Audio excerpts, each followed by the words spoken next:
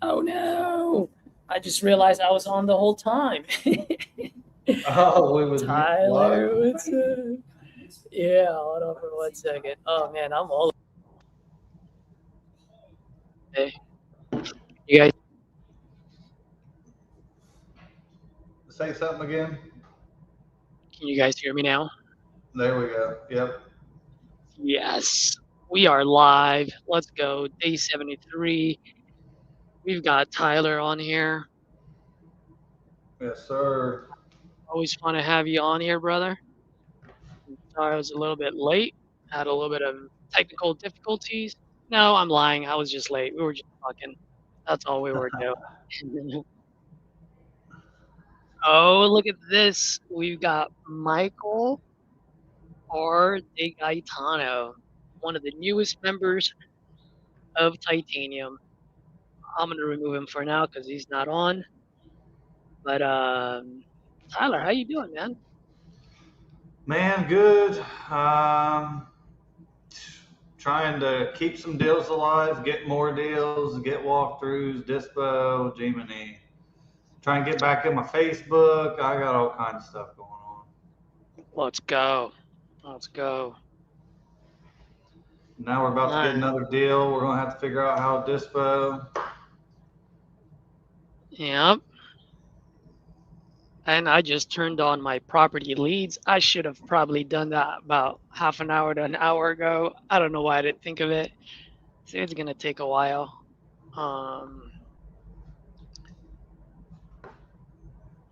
Oh shoot! Never mind. I just got a lead. I think. Nationwide? Nope. Metro. Oh shit. By the way, for the folks that are watching, yes, we are doing all Metro leads for today. At least me and Edward. Why am I frozen? Am I frozen on your guys' end or no? No, you're good. Not anymore. Okay, cool. Yeah, I'm doing I'm doing all Ohio leads, a mix of my own Facebook property leads and my own PPC. But like follow-ups, long-term, not answers. Oh, look at this. Edward got the first lead. Hey, Tyler, if you don't mind, I just gotta take a quick biological break. I got this. I'll see if this person is available. Tyler Osborne, Arch Street. I'll be back. Yep. What's up, Michael?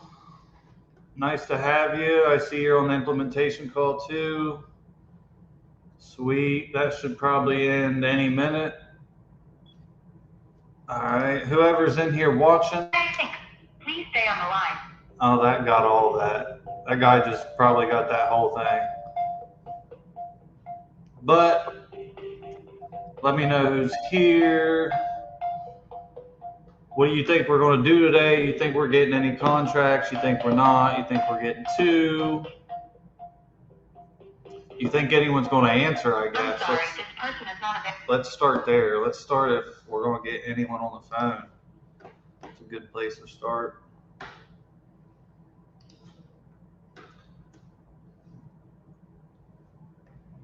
If you got some questions for calculator analysis. Do you have the TU calculator? Is that what you're talking about?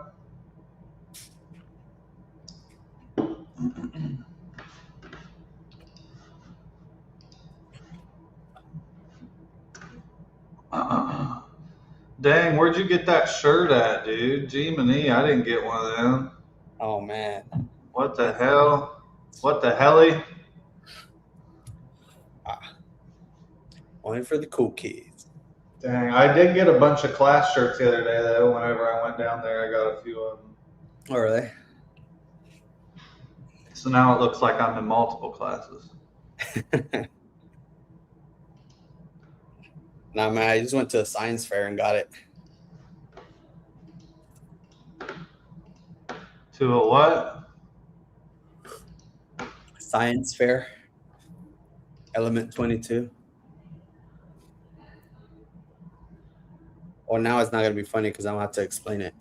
Science fair. Yeah, because it's element 22 and it's Oh, okay. Yeah. oh, now it's not funny. I'm blonde, dude. I'm blonde. You went right over. You gotta bear with me. Let's see. You got a new lead. Sure did. All right, let's call him, bro. I'll comp if you want. I'm not gonna get anyone on the phone all day, so I can comp. I'll try to get someone, but I've called these people 40 times, so the chances are very low.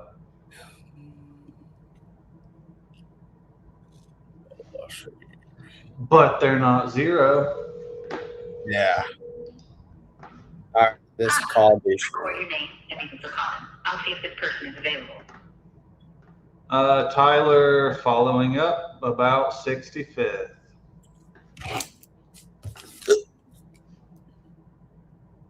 Okay, or it can just end.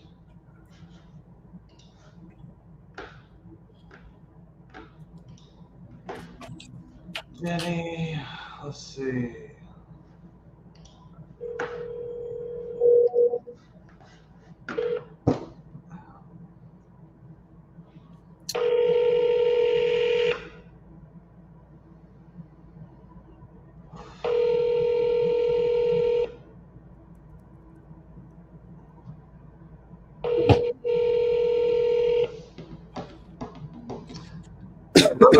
What do you need help with on the calculator?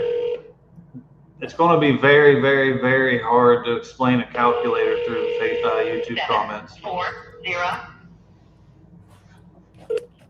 Hi, I'm a call assistant recording this call for the person you're trying to reach. Please say who you are and why you're calling. Hello, this is Edward calling George.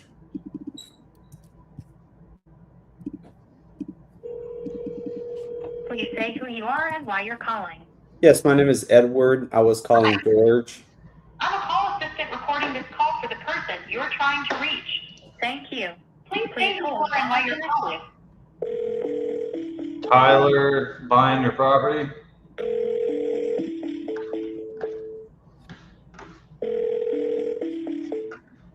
I'd appreciate it if you could give me your name. Hello, this is Edward. Is this George? It is. Okay. Hey, George. Yeah, it looked like you had just filled out a form on our website about selling your place there on Harriet Street. Is that right? Yeah. Okay, cool. And hey, what was it about like the website that made you want to look into this further? Well, I'm debating if I want to sell it or not, but Okay. I've had some ridiculous offers, and I'm just not going to give away my house. Oh, man, you'll be surprised. A lot of the sellers we work with in the past actually say the same thing. They get a lot of calls or they get a bunch of low balls and sometimes they don't end up going anywhere. Sounds like you've gone through that already a few times. Yeah. Jeez. Yeah. All right. Well, I definitely would love to see how we can help you here. Now, I'm not sure how much you went through like the form there and saw what we do, but most of the folks that we do end up working with, sometimes they're looking to sell a little bit quicker than maybe, having to list it on the market and deal with all the showings and repairs. And so they'd just rather avoid all that. Does that sound kind of like what you were looking for, or was it just something different? Yeah. Okay. Yeah. All right. I don't have the health to do any of the work or nothing anymore. You don't have what? My health ain't got. I can't do the work anymore. Okay. Well, yeah, I mean that makes sense how we can help then. Now, we do a lot of different things here, so I just want to make sure I'm able to cover everything that you're looking for. So I'll go through like a few quick details to just learn a bit more about the house and what you're looking for. And then the more information I have, the better I'll be able to help. Okay. Uh-huh. Okay. Now, so while I pull this up here, I mean, walk me through like the house. Do you guys currently live there? Is it, vacant? Well, what's going on with it? There's tenants that are getting out. They're supposed to be out by the end of the month. Oh, they are. Okay. How long have they been there? 4 years. Oh wow, some time now. Were they like in a like year lease, or was it just month to month, or what was going on there? It was a year lease, but their lease is up, and they've destroyed my house, and I told them they got to go. Oh, they destroy your house. Oh, geez, man. I'm sorry to hear that. Dang. Okay. And as of right now, I mean, are they? You said towards the end of the month, right? They're leaving. Yes. Okay, and they're paying. They were paying on time and all that. It was just that they were just destroying the place. No, they paid when they felt like it. They were some friends of mine. Were some friends of mine. Ah, man, dude. Well, I'm sorry to hear that. That's definitely tough when it's either family or like someone you know. Because I mean, sometimes it just hurts your relationships if it kind of things inbound like that. So, man, I'm sorry to hear that. Okay, so they left some mess there, and stuff like that, but they're for sure moving, right? Yes. It ain't like you're having to go through an eviction or nothing like that. No. Okay. Okay. Well, and then you mentioned like the work that, I mean, how much work does it need? I know you mentioned like they kind of did some damage there. Drywall up. The downstairs has been completely rewired. It's got insulation in it. They've messed up the drywall in the bathroom, on the ceiling and the wall. They destroyed the hallway wood flooring. Water got on it and ruined the floor.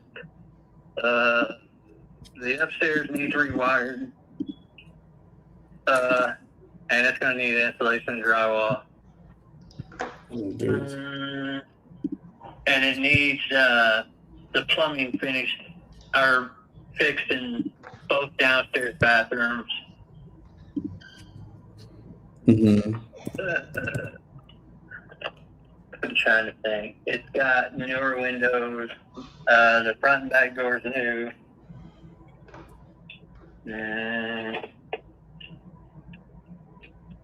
That's all I can think of right offhand.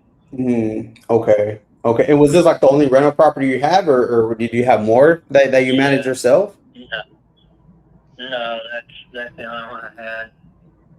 Jeez, man. Okay. Okay. And aside from like the damage and like the I guess like, you know, the friends that were in there, was that just like the main reason why you were looking to, I guess, move on from the property now? My health is. Oh, your health. Yeah. Oh man, how you doing? Like, when you say health, how do you mean? My back and my neck are bad. I've got to have surgery and stuff. I just can't deal with it anymore. Oh man, yeah, that could definitely be tough to deal with, man, especially with all that and having to do the repairs and things like that. So I definitely would love to see how we can help you here. Sounds like at this point, it's just time to make a change and not have to deal with that no more. So I mean, I guess let's say you get the property sold. I mean, what's kind of like the plan there? I mean, you're gonna take a one-way trip to Vegas and put it all on black, or what's the plan there? I know you've dealt with so much now. No, I'm gonna invest.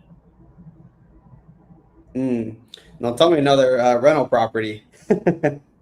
No. You're like, nah, I'm done with that. Yeah. Sometimes it could be like a whole other job, man. Like, especially with these tenants, especially if you have to evict them and stuff. Oh man, that's horrible to deal with, you know? Yeah. So, okay. And aside from them being bad tenants, I mean, how does that compare to like the new investment you're looking into, if you don't mind me asking? Well, I'm just gonna open my own company. Oh, really? What do you do? I'm a service tech, but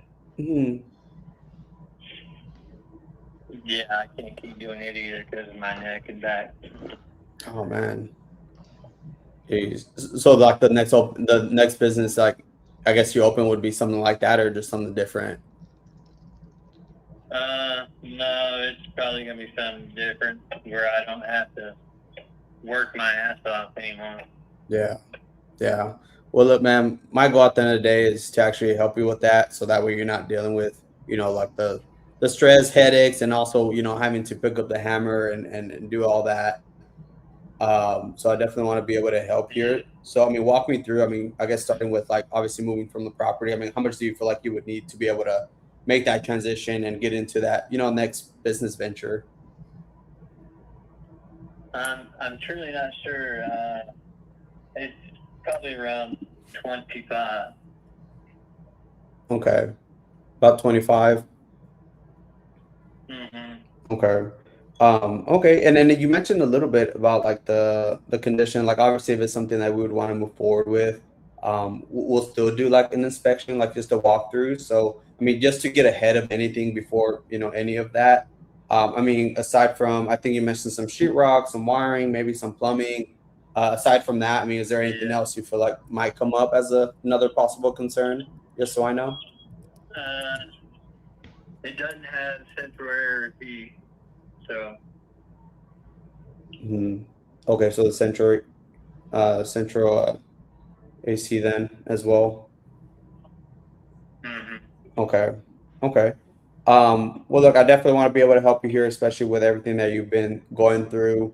Now, I'd say just my only concern would be just with where the market is, and I understand it needs work. I do get that. Perhaps maybe offers come in slightly less, right? But I'm not saying just like our offer, but perhaps every offer. So let's say if let's say they came around like the 15, maybe 18. I mean, do you feel like that would still put you in a position where you could, move on from the property and do that next business venture you were looking into? Would that help any? No, I couldn't do that. I Mm-hmm. got over 10,000 in the wiring downstairs alone. Oh, so you did the wiring.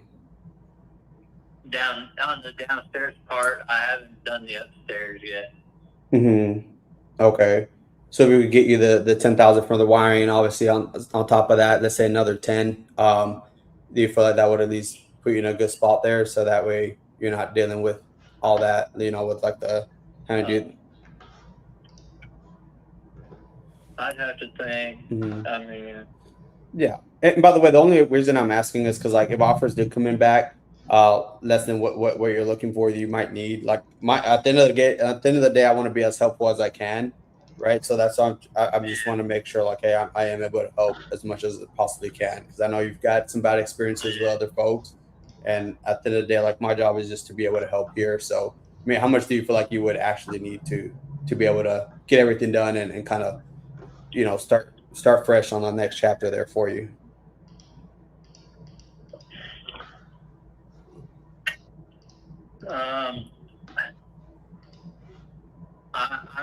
I'm gonna say it has to be close to 25. Okay. And ideally, like, how soon would you like to get this done? Like, I mean, I know the tenants are moving out of the end of the month. I mean, we're flexible with that. So, I mean, if let's say we did like 30 days or sooner, I mean, do you feel like that would be ideal? Yeah. Okay. Okay. So, I mean, let's say we could get you closer to that price point you're looking for, and then we deal with everything else with the tenants. I mean, what would be your biggest concern moving forward at that point if we could do that? I don't think I really have any concerns. Okay. And is it just you on the deed, or is there someone else that would be involved that would need to be involved in the My mother. Your mom? Oh, okay. And she's on board and selling, right? As well. Yeah. Okay. Yeah. Okay. So is it just both you and her on the deed, or is it just her? It's just her. Oh, okay. Okay. Would she be like, let's say if it's something we move forward with, like, is it something that she'd be able to sign as well? Like, if we put an agreement like to move forward, is it something that she'd be able to move forward with too? Yeah. Okay. Okay. Yeah, I just want to make sure of that, because there's times where, like I said, we have so many scenarios here, like so many scenarios that you could probably think about that where there's a lot of either other folks involved and maybe one's looking to sell, one's not. And so just want to make sure, everything goes smooth and it's just a smooth transaction here for you, especially with, everything you're dealing with the tenants and all this stuff. So I just want to make sure it's everything smooth as possible. Okay. Yeah. So here's what I can do then. Just give me a moment so that way I could just look at some of the numbers and look at some of just the comparables to see how I can best help you here, because I definitely want to put you in a good spot here. I'm just going to put you on a brief hold. Just stay on the line with me. I'll most likely have maybe a couple extra questions But for the most part, I think you gave me pretty much all the information as far as the condition and all that, about the amount of work that it needs. But yeah, just give me like maybe a minute or two and I'll be back on. Okay. All right. Just one moment. Damn, dude, I think I could get it for 20. What do you think ARV is? Were you taking a look at it? Yeah, I looked Tyler? a little. Yeah, what do you think ARV is? Dude, I'm just seeing the one that's over 40. You saw the one that's over 42 cash, and look, it's like destroyed. And then I there's think that other one ARV for is 40. like 120. Huh? I think ARV is like 120. Yeah. I'm looking at Maybe this. that's pushing it a little bit. Huh? That might be pushing it a little bit though, but I think it's somewhere around there, 100 to 120. Yeah, I think I could get it for like 20. I have to be at 20. Think that's good? What's the condition? Yeah, what's condition? Is it It's, full rehab? What is it? Yeah, probably need a full rehab. So dispo it at 20% of 120. So is that 24,000? So yeah, you probably need it in the 20 teens to 20s. Yeah. That's Okay. assuming the ARV is correct. I don't know. I'm not looking at anything. So Yeah, there's some of these other ones that I'm looking at here. Cash, other investors as well. Like, look at the one on Missouri Street.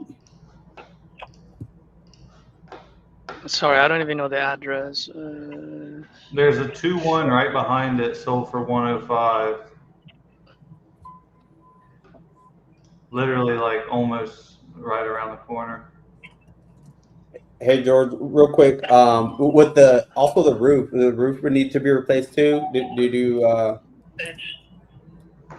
It's metal, so okay. How old is it, you know?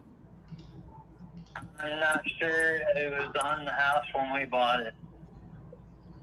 Okay, how long ago was that? We've had it 11 years. 11? Okay. Yeah. Okay. Got it. Okay. Yeah, I was just taking a look at that real quick. Just want to know. Just give me one more minute. I'll be right back. Okay. All right. All right, one moment.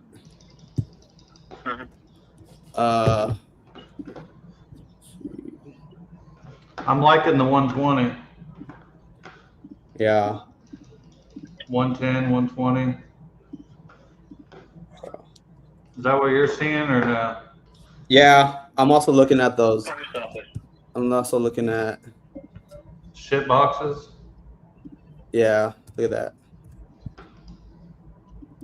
It's dropped in the chat. Yeah, I see it. 30K. Yeah. There's another one on And that one's 218 like bad, West. bro. Dude, like it's horrible. Look at that. There's one though that sold for 28K and it's damn near move-in ready somehow. Yeah. At least some I'll of take a it. shot at this. I'll be back.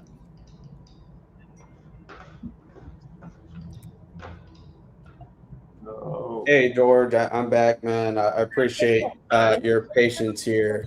So yeah, I was saying look at it here. So the offer did come in higher than I was expecting based on like some of the comparables nearby. Understand it does need a little bit of work now. Now unfortunately not like where I was originally wanting to be at. Now the offer that we could get was the 16,000 there. Now I know it wasn't what I was hoping for initially, but do you still feel like that would still put you in a position where you can still get the 10K back and at least put some cash in your pocket there after it's all said and done? No.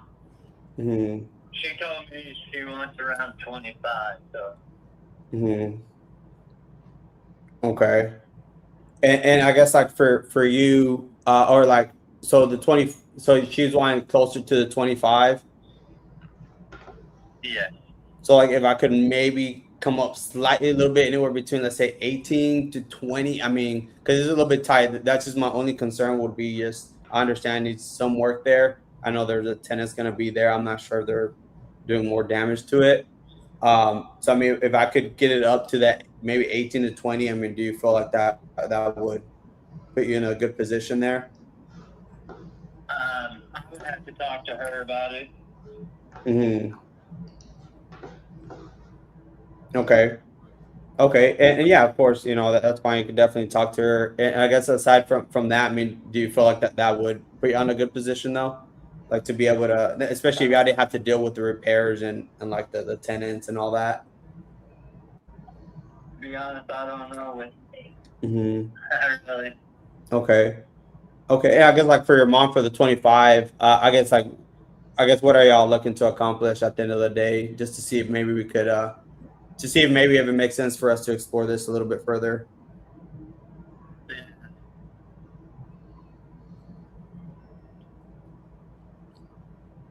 Yeah, I was asking like for your mom, I guess because y'all are wanting closer to 25.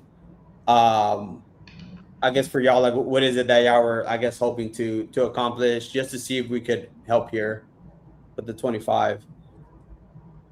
Well, I mean, we want to sell because we're tired, but we don't want to deal with it anymore. But she's been offered 20 and she said no. So. Mm-hmm. Oh, okay. So is it something like y'all would rather do the work? I mean, would y'all rather do the work maybe, or if y'all didn't have to, or what's kind of like the most important thing for y'all? We're not trying to do the work. Hmm. Right. Yeah, because at the end of the day, I mean, it's not like it's something I have to, right, like sell today, right? I mean, y'all could obviously hold on to it maybe 3-6 months, even after the tenant leaves. And I mean, maybe if y'all do the repairs, or if y'all are able to maybe get a little bit more, that's another thing y'all could do. I mean, that's something like we don't know yet. I mean, the market's always fluctuating. It's crazy right now. Now, I mean, we could be maybe the best option. I don't know. Like, I guess like at this point, I mean, if it did come down to it, I mean, what do y'all feel like is more important? Is it like kind of timing the market, or is it like maybe just taking what y'all need so that way I don't have to like deal with any of the repairs and the headaches of the tenants and stuff like that? We just don't want to deal with the repairs. Nothing. Yeah, and it sounds like that was like the most important thing at the end of the day. Yeah. Yeah, because I guess like let's say if y'all did keep it right, and y'all did the repairs. I guess right now your concern was kind of like your health, having to do the repairs, Right. and all that. My mom's in my mom will be 80 this year, so.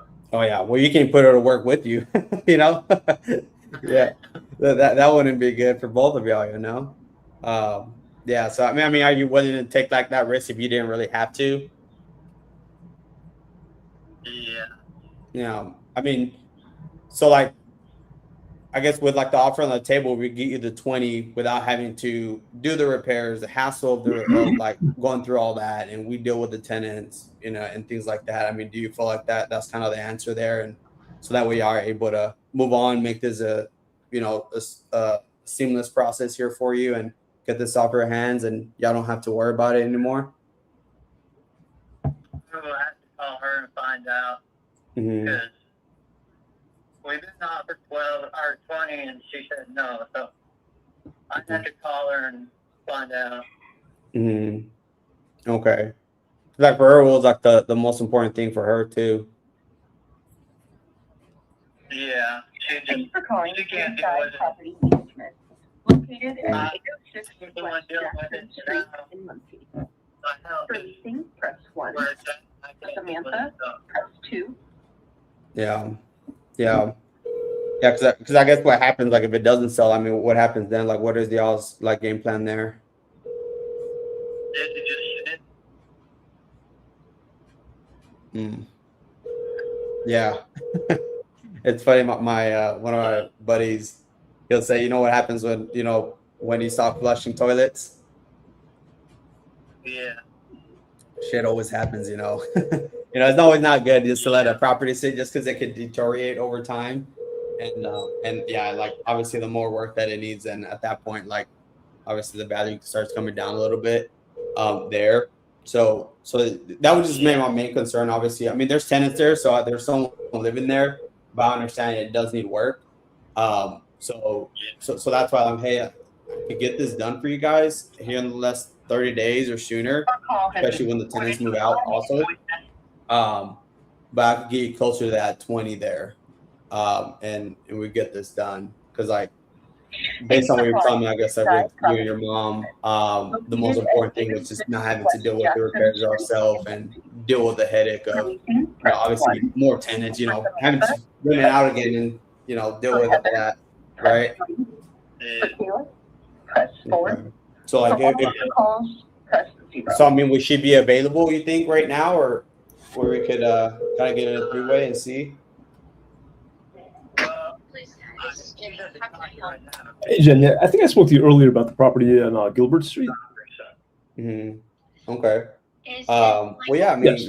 Maybe we could touch bases here again and see if it's something we can move forward with. Because I guess aside from, obviously going over it with your mom, you feel like this would put you on a better position for the acquisitions. Y'all having to hold it on and just letting it sit there. No worries. Actually, I think there was a bit of miscommunication between me and the referral. If you got a buyer, that'd be great as well. Do you feel like it would help? But I also need our photos of the interior. If that's something you can arrange, that would be really helpful. My mom's decision. You don't do that. I'm wondering why I was referred. Because it seemed like the line of questioning between myself and the person who referred you was about getting. Well, yeah. Well, why don't we do that? I mean, when do you think that y'all might be available? Maybe we could just jump on a call and see if it's something that we could, help y'all with.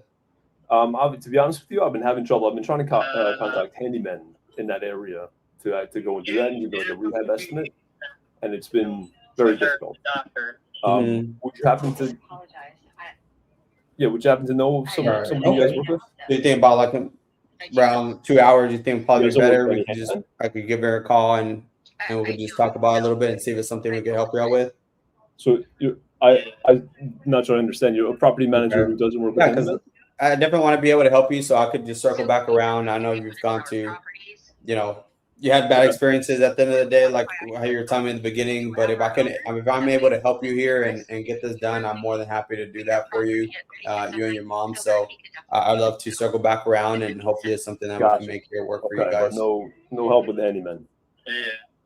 Correct. So, and this is a good number to give you a call back. We can definitely reach out and let you know. Yeah. Sounds good. Okay. Thanks. Okay, perfect. Well, why not I do that then? George, I can circle back around because right now, what time is it over there? Because I'm out here in Texas, so it's noon. Okay, so yeah, we're good. So then I'll give you a call around like 2:30. Is that all right? Yeah. Okay, yeah, perfect. I can circle back around and hopefully it's something that we can make this work and could get this off your hands and that way I don't have to worry about it. All right, George. Talk to you later. All right. Bye.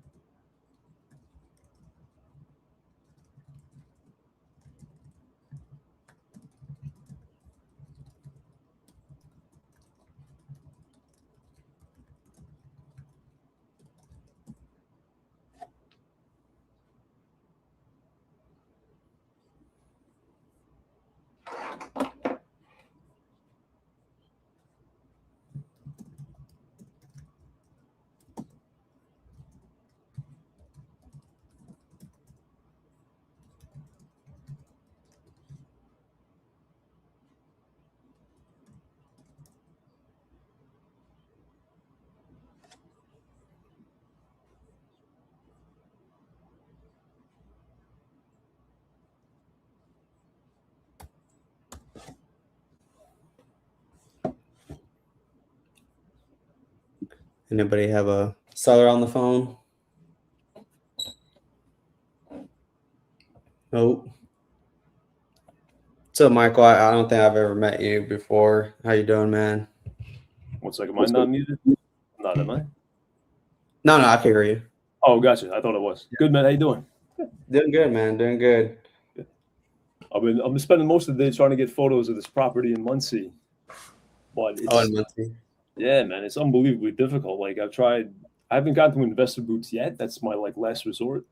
But I've been trying to contact like handymen, even like property managers, and just nothing, dude. Really? The seller can't take pictures for you? He initially said he could, but then he said he didn't have time, so he just dropped off the lockbox and didn't take any photos. And he's like, I think he's like an hour and a half away or something like that. So he's. Do you try finding a mobile notary? So yeah, man. Do you try finding a mobile notary? A mobile notary? No, I haven't thought. Well, they do that sometimes. Mm-hmm. Yeah, man. There's this app I used to use all the damn time to get photos too. Really? Let me see if I can find it. Because if you use, do you know about investor boots? Yeah. I know they're priced higher than I remember hearing about them like on a podcast or something, and their prices were way lower then. So what I'm saying is, investor boots will hire a mobile notary to go take the photos. Yeah, I didn't think of a mobile notary. That's a good idea. I'll look on Thumbtack for that right now.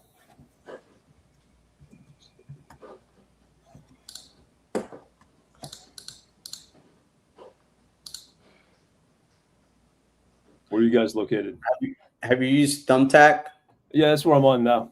Okay. Yeah, that's the one I was trying to find that I would use if I couldn't find or get the seller. I would just go straight there and I'll find like a few handyman there, and it was one, 3 or 4. Oh, really? One handyman in Muncie, Indiana, and then I messaged him and I didn't get a response. And nothing's coming up for a mobile notary.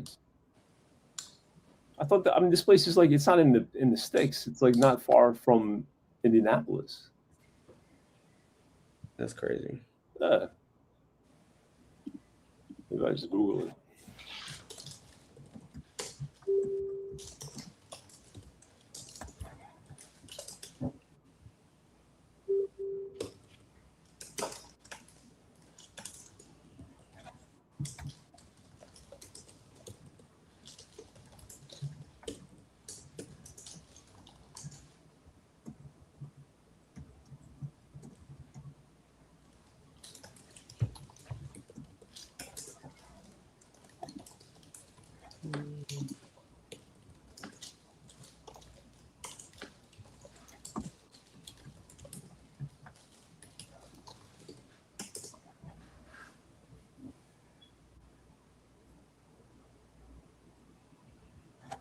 Damn, bro. She filled out a form.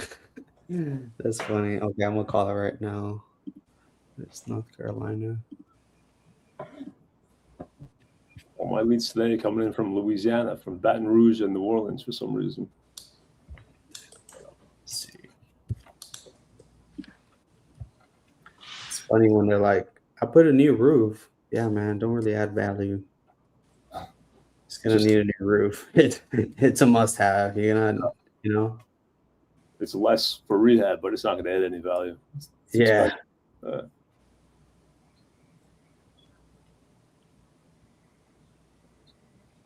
Like, I would hope it has a new roof. Yeah, right. Or would I say roof? Yeah. I'm calling her right now. That's a good one.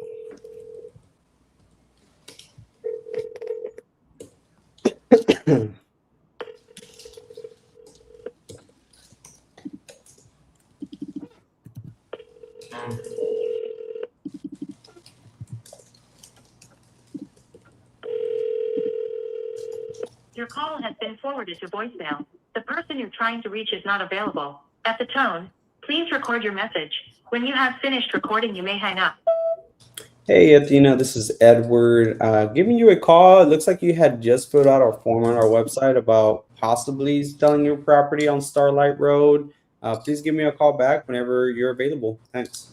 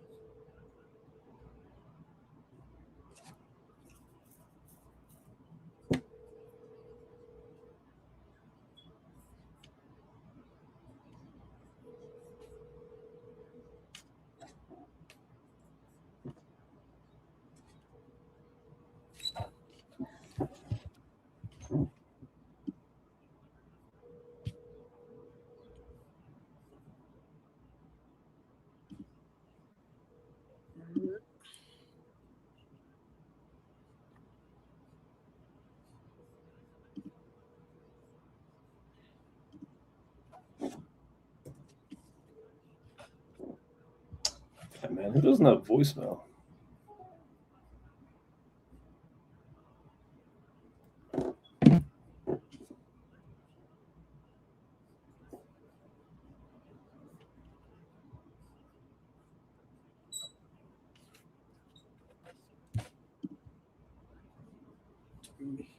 Fucking hell.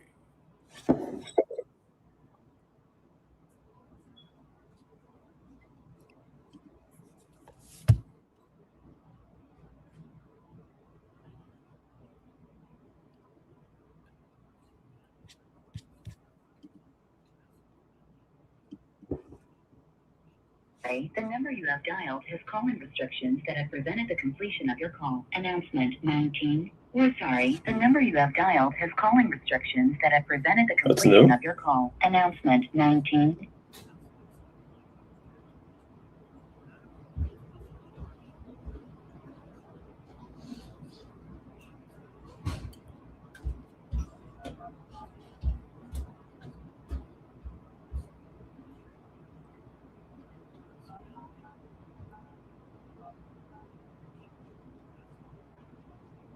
We're sorry. The number is calling restrictions that have prevented the completion of your call. Announcement 19.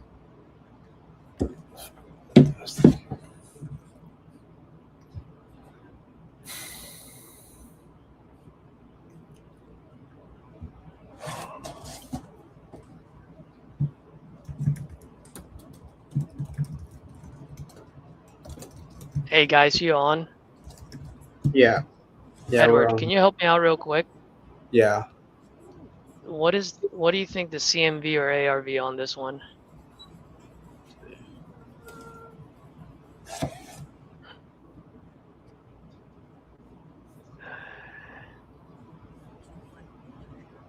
Hey Jenna. Hey, quick question. I'm looking on Zillow right now and I do see like 32 pictures. This is probably when you guys bought them, huh? Like it had like yellow walls, green walls.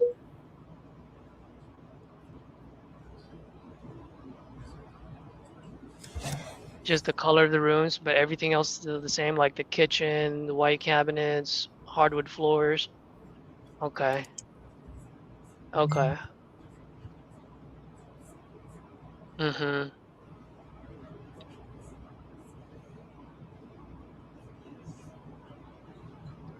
Okay. And then how's the carpet and all that stuff? I'm sorry.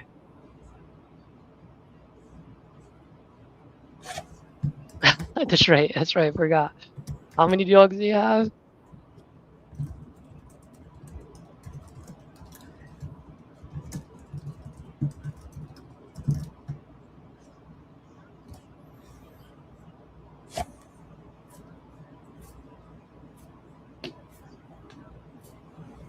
Mm-hmm.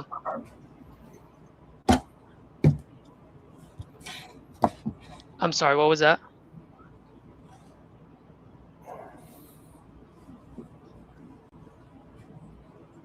Okay.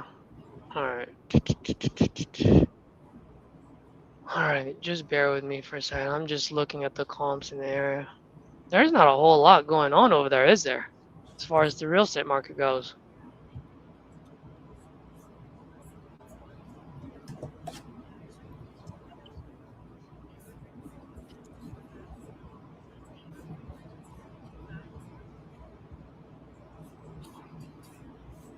Uh-huh.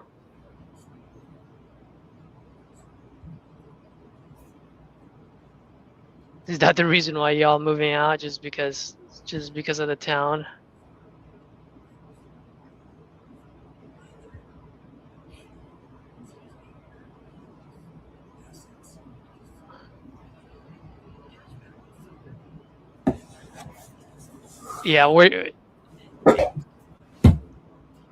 Yeah, yeah. I was gonna say, is he usually is he from like a big city?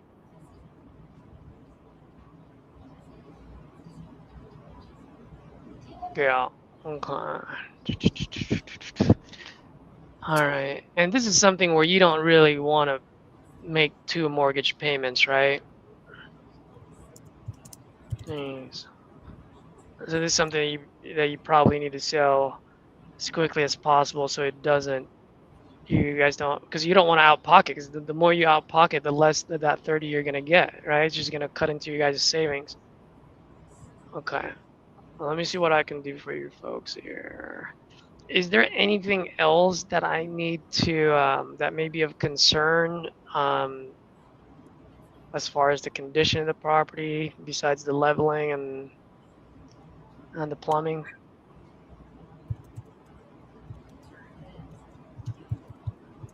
Okay.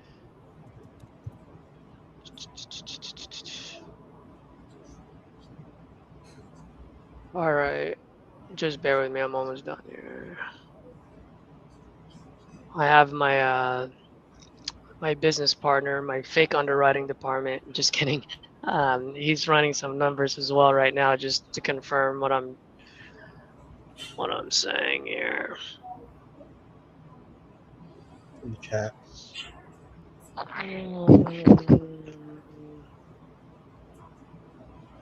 I'm sorry. Uh-huh. Oh no, what do you mean by that? How did they start dicking you around?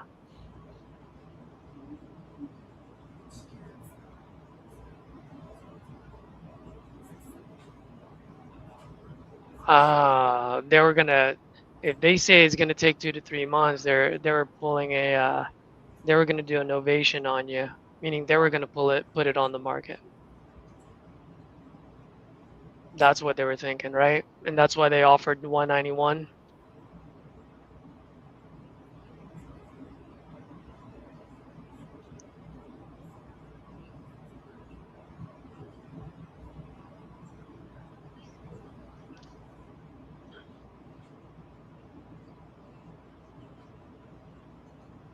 Yeah, no, I could understand. And there's right ways and wrong ways of doing things, and it sounds like, I mean, there's nothing wrong with what they were trying to accomplish. I get it. That is an exit strategy, but just being outright, so in that way you can manage each other's expectations, you know. For me, that's the most important thing.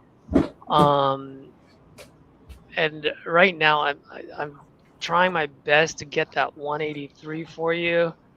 Uh, I'm sorry.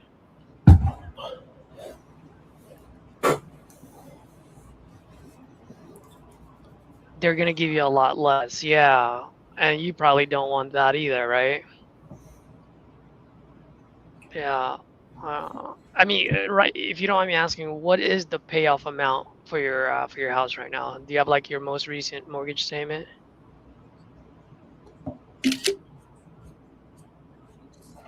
Like, what is your payoff amount for this mortgage, for the Granger mortgage? Yeah, like if we're to pay for all of that right now, like how much is the mortgage, how much is the payoff there? 153. Okay.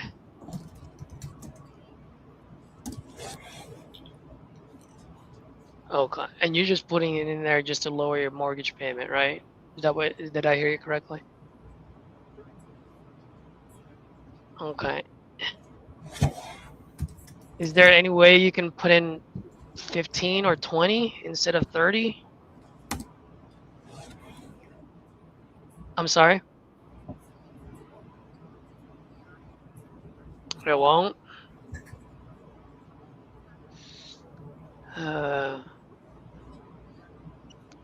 because here's the thing. Here's what I'm willing to do for you, but I once again I just want to be transparent with you, and for me it's all about managing expectations. 183, I understand what the significance of that number. What I can do is send over an agreement at 183. I just want to be transparent with you because that I will send my guys out after we get an agreement. I will send my guys out there to really get a quote on the leveling part and the plumbing, right? If I can squeeze all of that in a certain renovation cost, I may be okay with that. I'll be okay with that 183. But right now, my gut feeling, I just want to be transparent with you. My gut feeling here is that it really needs to be in the 170s. I'm more than happy to get an agreement with you, close on this at the end of the month.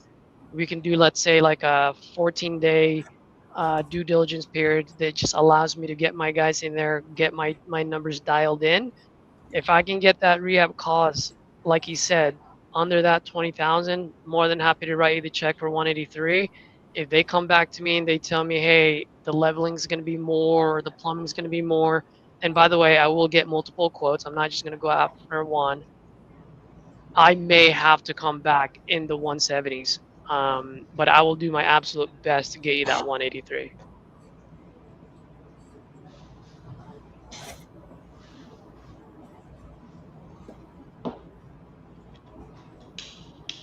I'm sorry, Jen, I lost you there for a second. What was that?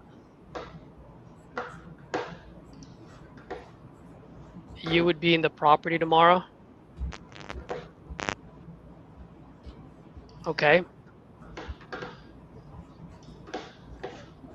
Yeah, so just to let you know how my process works, because it does cost me time, money, and resource, because I will pay an inspector to do the inspection report and so forth and so forth. In order for me to send anyone out there, I do need to at least have an agreement between the two of us saying that, hey, we are looking to do business together with each other. Because the last thing I want to do is spend the time, the resource, right, to do all of that. And then if I call you back by the end of the week or early next week and I go, hey, I'm ready to go at 183, and you go, sorry, dude, I got someone else that paid me 188, I'm not going to do that either.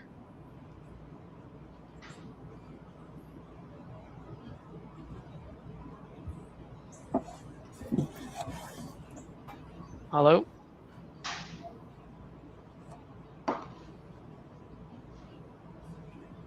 Uh, I'm sorry, say that again.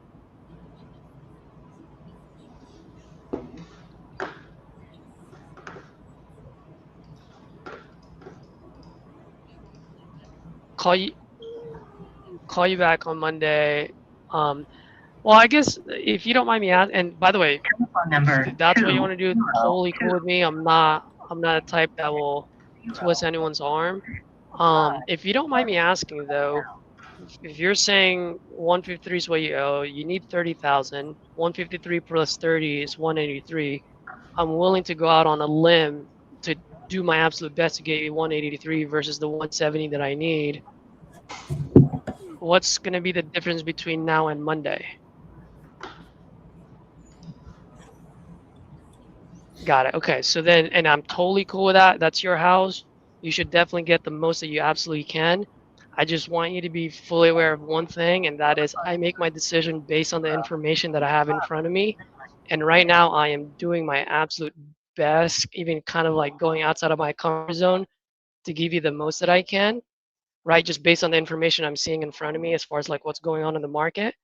Now, if I call you on Monday or you come back to me on Monday and you say, hey, Caesar, I want to take that 183, then now I now have one piece of information that I do not have today. And that means no one gave you a 183 offer or higher. And so if that's the case, then my offer is going to be a lot lower. I'm just going to let you know now. Because if I'm willing to go out on a limb for you, that 183 is only good for today. Anything after today, my offer is going to be a 170 or 160. Well, I completely understand, and I wish you the best. And if anything do change, let me know. But yeah, but like I said, come back to me. My offer would probably be in the 160s.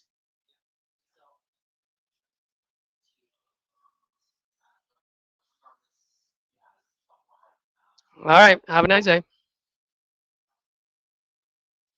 Screw that.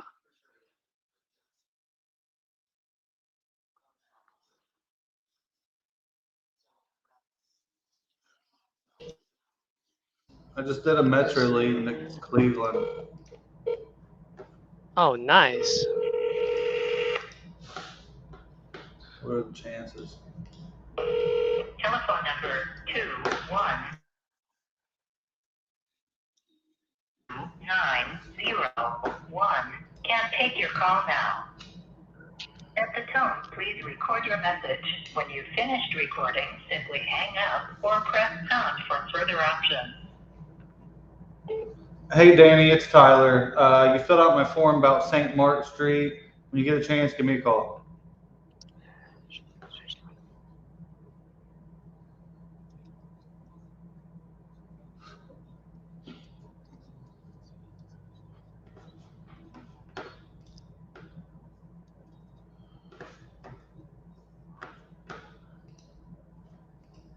Are your Metro leads still on? Yeah. How many have you gotten since you turned it on? Just so I know how they kind of come in. I think I've only gone like 5 or less. Unless I'm dead ass wrong on this one. Give me a sec. I'm gonna lock something up here a minute. I'm feeling it. 2, 3, 4, 5, 6. Yeah, I only have 6 so far.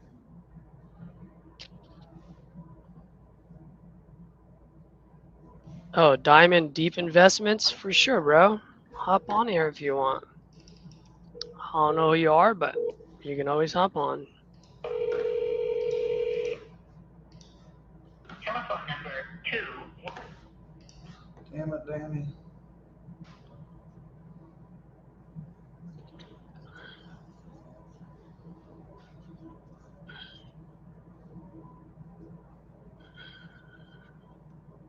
Who is the surprise guest coming? Who is Diamond Who D? is? It ain't Florida, It's dude. It's gonna be like Jerry Norton or something. Hey, Tyler's like, look at the bright side. It's not Florida, dude. He ain't been around in a while. He hasn't? No.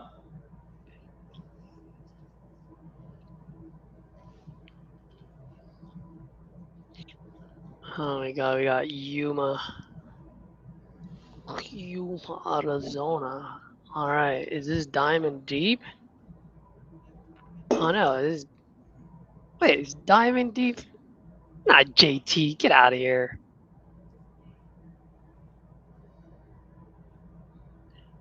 JT, your thing's not hopped on here.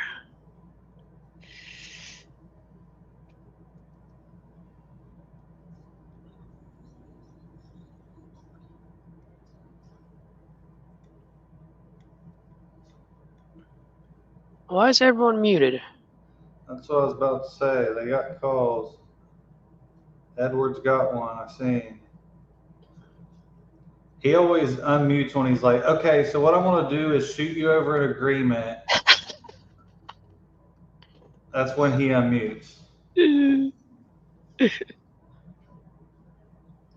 then the funniest one is Nick Herndon's is, man, was I muted that whole time?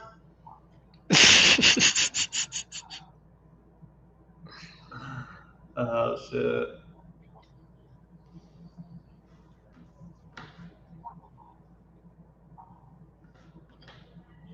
That's hecka funny. Alright, how come?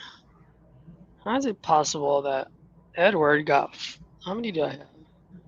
1, 2, 3, 4, 5. Okay, so I have 5.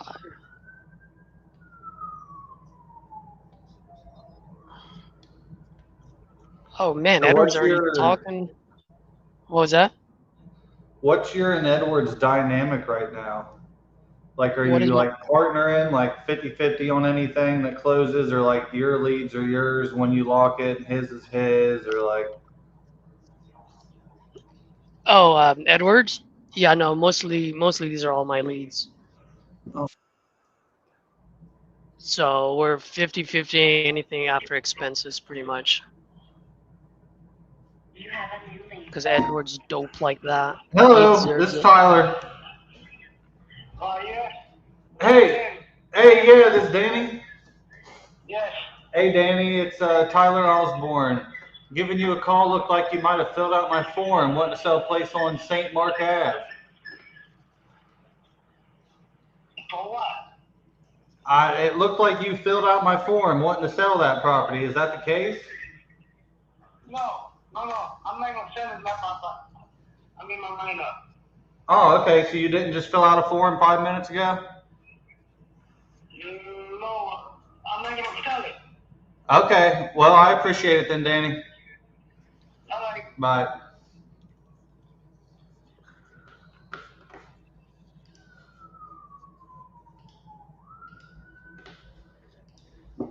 Seller didn't submit form.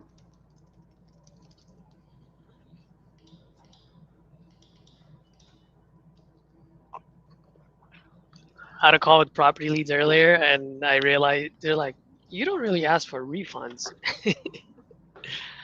Oh, I'm I do. like, no, I do not. Well, because sometimes it's like it's not even worth it. Teaser, I'm going live next week with one PPL provider. We do not, it's a secret. Uh-oh. Drop in the chat who you think it is. It's one of the top 5 that we use. It's not nothing crazy. Drop in the chat who you think it is. I don't know. Tyler, that's easy, man. No, this is actually surprising. It's not who you think it is. It's easy. Really? Who is it, Audrey? Huh? Do you know who it is? Yeah, Italy, bro. Well, real estate bees. I was like, didn't see just go live with y'all? I'll see if this person is available. That's exactly who I was gonna guess. But Yeah. Alder was like, this is easy. I was like, ah. No, I'm actually supposed to be going live again with them again too. I haven't done that in months. Dude, it's same here. With Speed Elite? Mm-hmm. Well, we should just do it together. Hey, Miss Pansy. Good afternoon. Caesar here, calling about your property on Michigan Avenue. Looks like you filled out a form on my site just a little bit ago, looking to sell this property. Give me a call when you get this. I'm always looking to buy in Springfield. Let's talk. Springfield, Ohio? Nah, Michigan.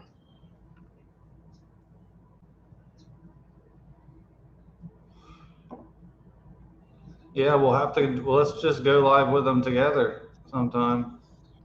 Yep.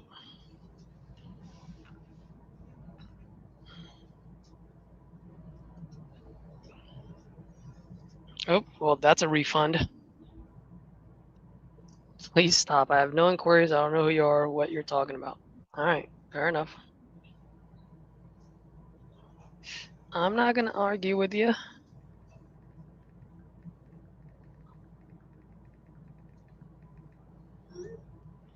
Is DeAndre backstage? Oh, shit. Yeah, I did hear someone come in.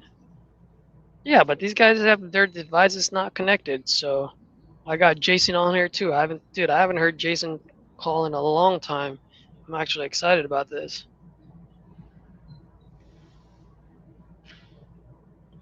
You've met Jason before, right, Tyler? Or JT?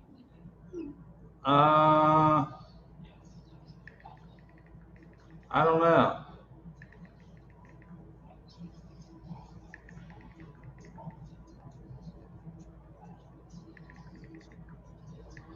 Okay, my reception is... Why is it not connecting?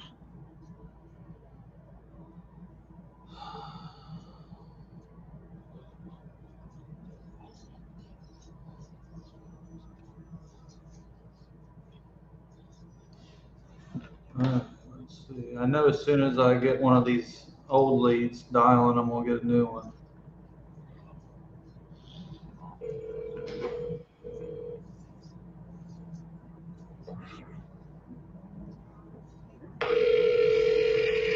Hey, Cecilia. Good afternoon. Caesar here, just responding to your online inquiry.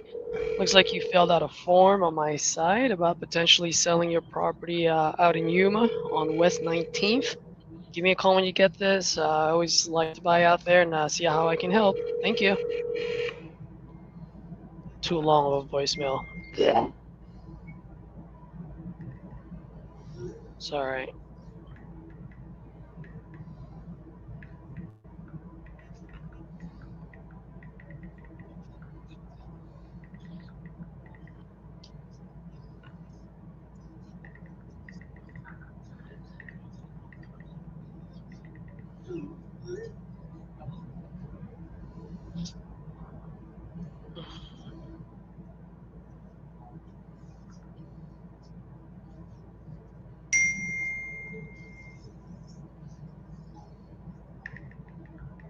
Hey, Michael, if you can hear us, you feel free to unmute yourself, buddy. Well, I wish I had something to share with you guys. I'm not getting any contacts today. I'm trying to do this mobile notary to get him out there to get photos of a property in Muncie, and it's just, it's impossible, man. I just kind of want to let this thing go just because it's too frustrating.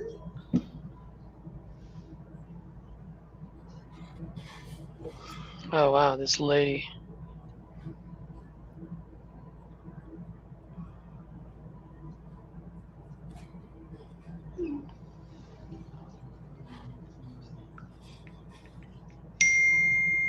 Did until I found out you were trying to buy my property. That's not what I was looking for, or you won't buy. You know what? Fuck off. I'm not gonna talk to you.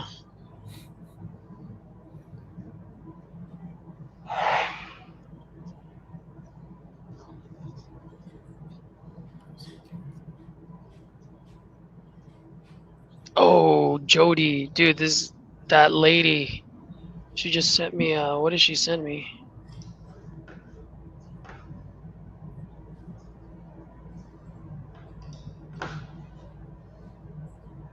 Tyler, remember that Chillicothe one? Where do you need it to be? 40? Please leave your message for. Yeah, somewhere. Yeah, 40 would be nice, but I think she owes 40 though. But give her a shot.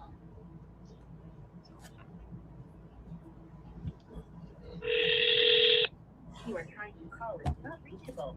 ETS 6180. Fuck. The number you are trying to call is not. I mean, I'd probably buy it at 50, Caesar. So if you get it at 40.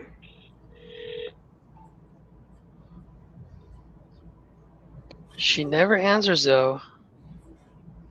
Her son's in the hospital, that's why. Yeah.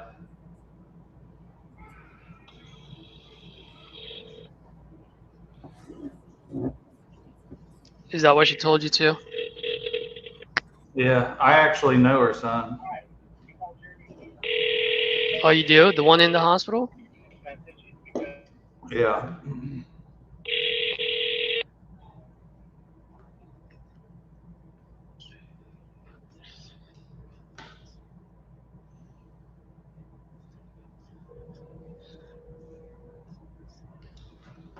Marie, no answer. Who's next?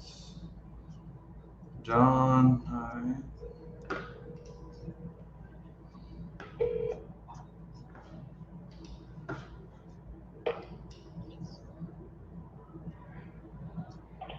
Please leave your name and number, and I'll call you back as soon as I can. Sorry, mailbox is full.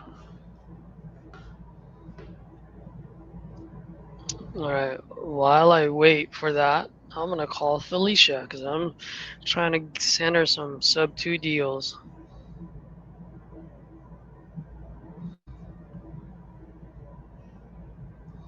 Felicia from Titanium, she's my new sub 2 person now. She loves doing raps.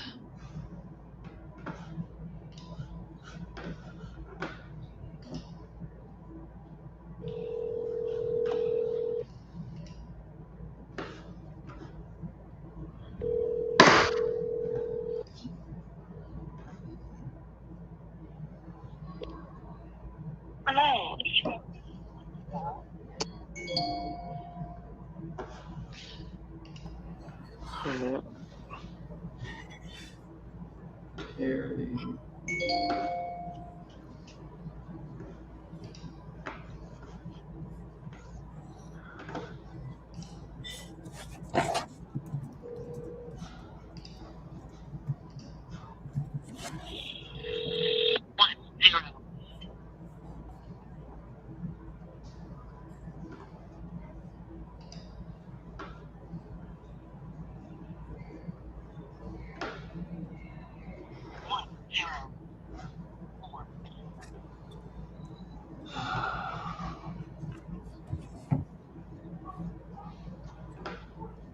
Hi, Ben. When you get a chance, give me a call. Thanks.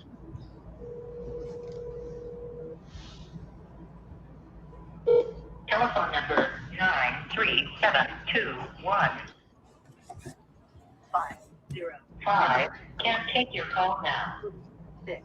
At the tone, please record your message. When you've finished recording, simply hang up or press pound for further options. Michael, my name is also Michael. I'm trying to reach out to Hey, you. Liz, it's Tyler. Give me a call. Looks like you filled out a form trying to sell. Please give me a call back at your convenience, 313-474-6486. Hope to speak to you soon.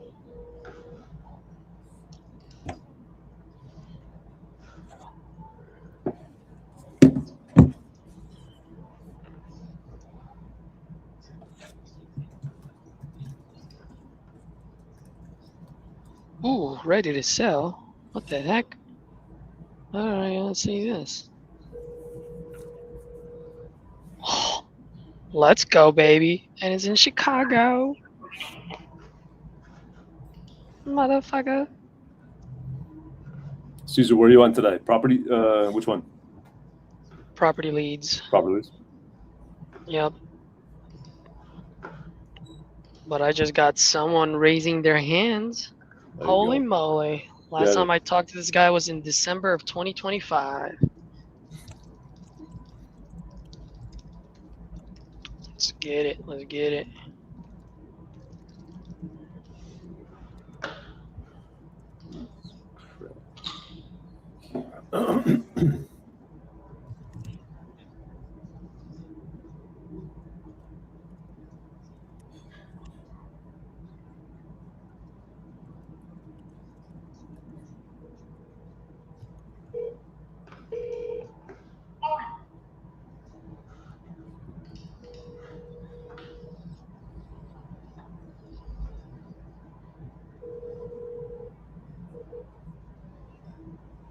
Dude, what is going on here? Oh, Edward's off the call now. How do I know? Because Yeah. he's no longer muted. Is he unmuted? Well, yeah, because y'all were in the call, so I was like, I'm gonna keep calling. We Looked might like have you're on the phone with Terry for a while. Yeah, that was Terry. That I was speaking to. That one potentially could be a good innovation on that. Weren't off at all. Oh, we just got a new property lead. Is that you or me? Oh man, what is this? And oh no, never mind. That's you. Yeah. 740. I saw like the weird name thing. I was like, oh man, no. And I was like, oh, is that one? Maybe not. Yeah, I know exactly. At first, dude, I thought the same thing too. I was like, San John? And I was like, oh no, wait. Yeah, that's how I was like, oh man. And that's why I'm dancing around here.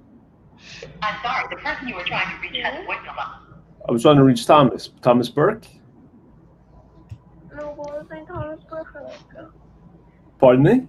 It's not Thomas Brooke. Have I got the wrong number? This is not the owner of the property on Hinsdale Drive.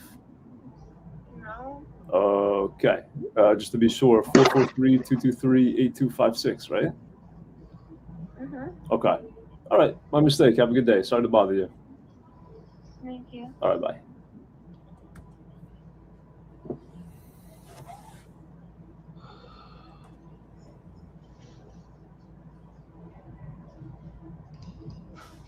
Shit.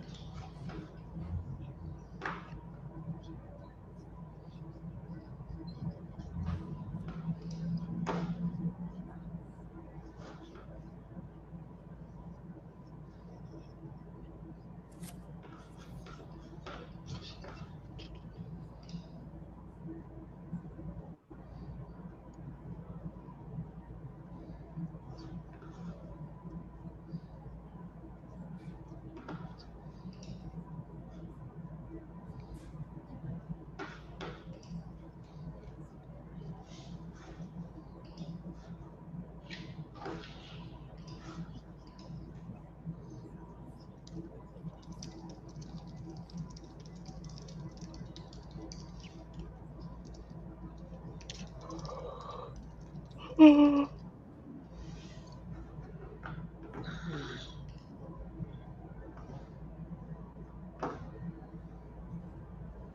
I haven't heard Audrey's voice all day.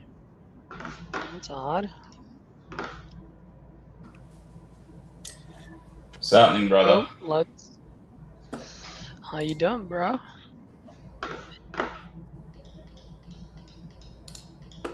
Just waiting on some speed to lead leads. Okay, here's one.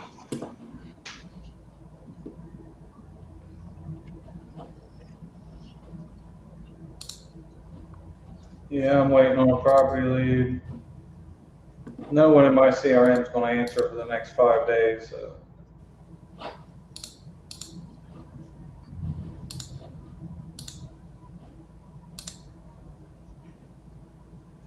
Anybody blowing shit up for the Your fourth? call has been forwarded to voicemail.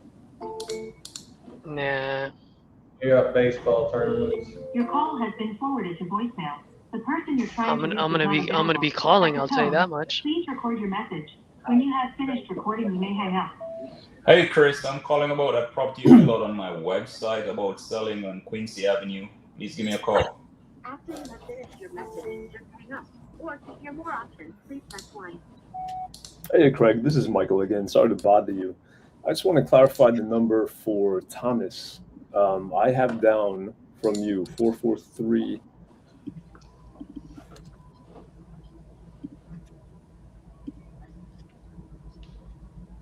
I called in, it was the wrong number. If you could just text me the correct number for Thomas, I'd appreciate it. Just text 313-47.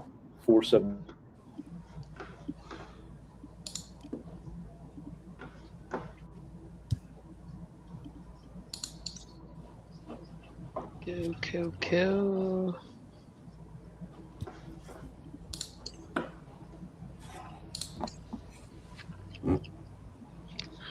This lady told me to stop and call me a scammer. I'm gonna call her on my cell phone.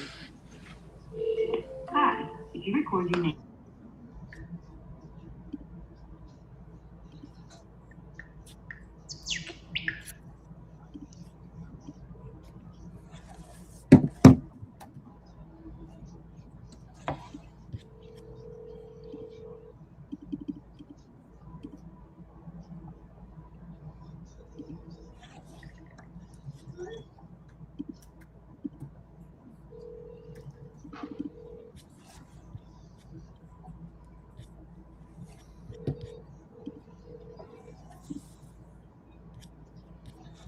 Don't forget to spin your wheel. That's a good call.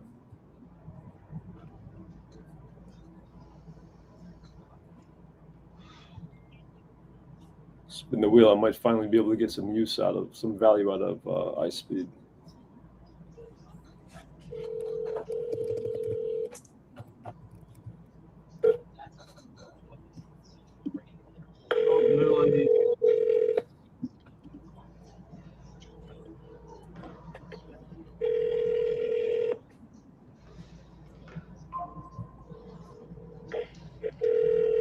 Your call has been forwarded to voicemail.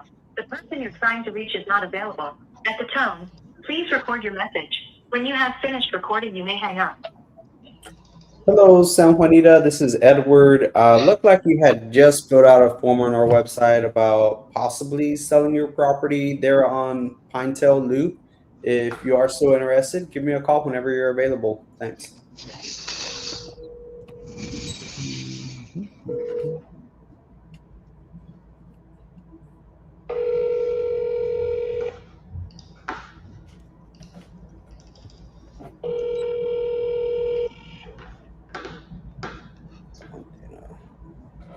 Look, she just put last year.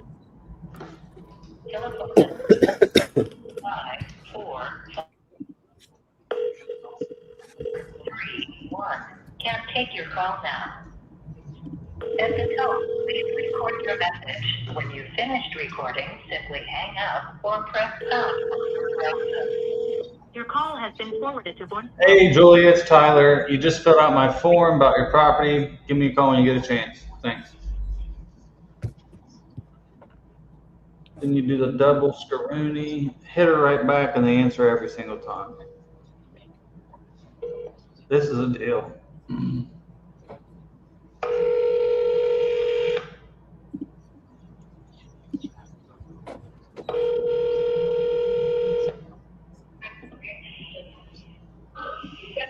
Hello?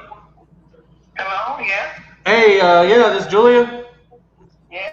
Hey, Julia, it's Tyler Osborne. Just giving you a call. Looks like you might have filled out my form. Want to sell your property on Phillips Manor. Yeah. Okay, great. Well, let me get her pulled up here then. And what were you looking to get for it? 1.5. 1.5 million. Yeah. Okay, great. Let's see here. Well, can you just tell me a little bit about it, kind of what's going on with it? No, I'm just trying to, get some gate community instead. I have a country acre here. And, yes, a huge pool, like a hotel pool. So it's a lot of maintenance for, So we may want to something small in the gate community nearby. Okay. Was this listed? No, it's not listed. We don't have any intention to list it. I mean, was it like in February? No. Was you under contract in February? No. Hey, Mark? It is Hey, Mark, this is 38, right? Yeah, if somebody lists, it was not me and my husband. We are the owner. We didn't list it. Yeah, I don't know. That's weird. It says that it was listed, and it's. Or not. And who did? I don't. The list is us, Unless in the internet, somebody like you who people like you that offering to buy you're trying to sell your house without anything very quickly. So I have contacted people like that too, and they ask how much I want. I say, and if they list was without the permission, we didn't list the house ever. You can look in Zillow. That was never. I mean, we bought this house in 2001. Never listed. And just detail, when you bought the house, if you see Zillow is a joke. That is not real. But when you see Zillow, you see the picture, how the house used to look when we bought the house. We paid $540 something, maybe $550 because it was 10,000 more for some reason. And the house didn't have, at the time, as you see the picture of Zillow, this house didn't have air conditioning, didn't have water on the sink. The house has a dirty carpet on the bed, the bathroom, from 1990, with wallpaper from 1990. If someone gets a lead, just mute me. This is going nowhere. All kinds of. She's hiring pot. Was like a lagoon of, we did not know. I mean, it was bad, and the walls, if you can see in the picture, they were like, We're going to practice our open-ended questions, though. We, the same room in the kitchen, we renewed the kitchen, renewed the bedroom. We put marble carradas the whole floor, and we have no carpet anywhere. With marble carradas and close engineered floor, like the light cover. That's contemporary. Can you hear? And upstairs, close on two of the rooms. Because one room is covered as well. It's the same ending. It's one color, the whole house. And the house didn't have a heater. And the wish of the house also did work as well. You could not just move here back then. This house was owned by, I don't know if it was a bank or company. They bought and to resell.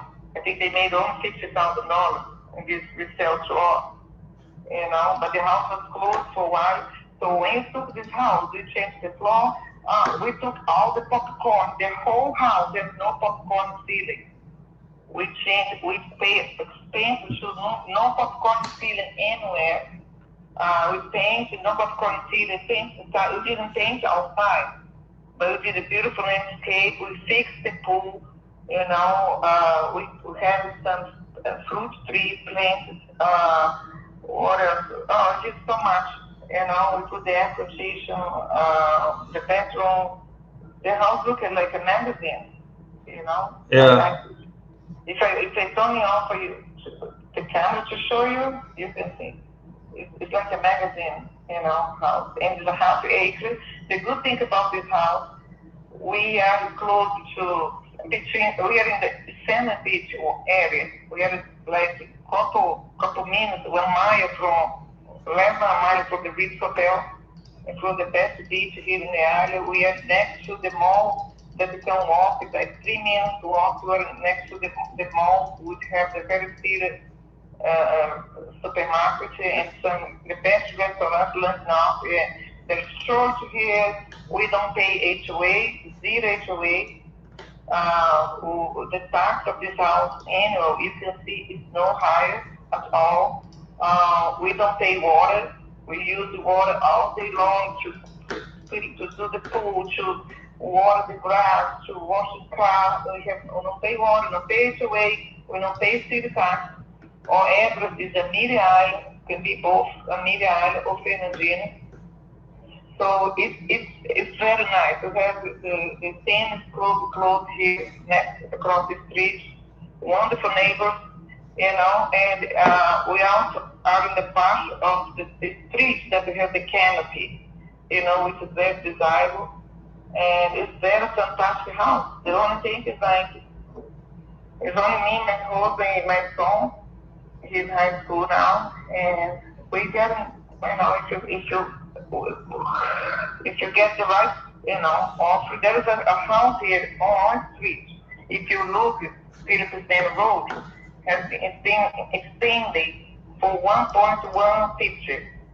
It's not compared to your house. It's 3 bedrooms. Yes, they have a pool, but it's like it's okay. It's in the back side. No. That's that side of the street. When I say that side, because outside there's this kind of tree. It's close to the church, close to the mall, close to everything. But there is a house in Philippines neighborhood. It's standing now for 1,150,000 and 3 bedrooms, and it's just a normal house. This is 2-floor house. We have the second floor with a living room, a living space, a bedroom, and a bathroom. We spend a lot of money in the lighting of the house. We change the whole lighting. It's amazing. It's gorgeous. It's a beautiful house. The garage is 2.5 tons of storage everywhere. We have a 4 seasons. It's gorgeous. Very beautiful house. So, and that's going to vary a lot, because this place here, I don't know if you know, but it's one of the places here in the south that we can definitely build another house in a backyard in front of the pool. We call, and they told us, our neighbors, a lot of our neighbors have built another house, like a modern house, or rent a property, like they can rent. We can build up to 3 bedroom house, on the other side of the pool. If you look at the picture, it's half acre, and that's the whole space there. You can build a mother-in-law house there, and we could rent that, and like the rent, they would pay for the house, for example, like for the mortgage, Now, this house, all mortgages, all interest is 2.5 or 2.4 something, because they bought in 2021. It's very low interest. So we are not desperate to sell. We just, see the opportunity, if you can sell for the right price, that's the price you can get something in the gated community, more than that. That is still around here, which is great. But again, there's a lot of advantages. You can park your RV in front of the house. You can rent the land, You can do whatever in front of your house. Nobody's gonna bother. You can have a boat in front of your house on the side, if you want. I mean, you can do a pitfall thing in the back. You can do anything. You don't need to be asking nobody. Just for build a house you do. But besides that, it's not HOA, no water, no HOA, no city tax. You can build another property here. There's fruit tree. In your backyard, there's this huge, beautiful tree, the canopy tree. The pool is fantastic, beautiful, crystal blue. It's a lot of wonderful things, and the house is from 1990, but look like was architect who did, was not just like a cook corner, right? So if you come inside, if the arrangement that we did, we opened some walls, we made a little more contemporary, and if you come inside, you look like you are in the, super modern, house. No, 1990, it's so beautiful, and we don't want to let it go for less than that because we know the benefits and we know the spirit. We just like if you find the right price, that we can be able to, again, to get a small house, but in the case community, that we don't need you to do all this long or deal paper to clean this huge pool. I mean, we need a pool, but no, a pool is like 27 feet, for mistake, and yeah.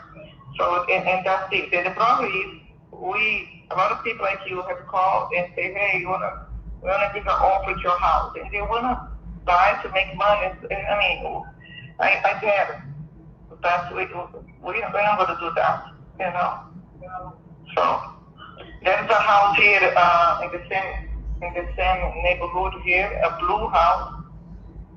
It's for sale for $879. If you go there inside that house, you wanna run. It smells. You step on the wood, the floor, like your feet go down. You cannot go to the fourth season that is falling apart.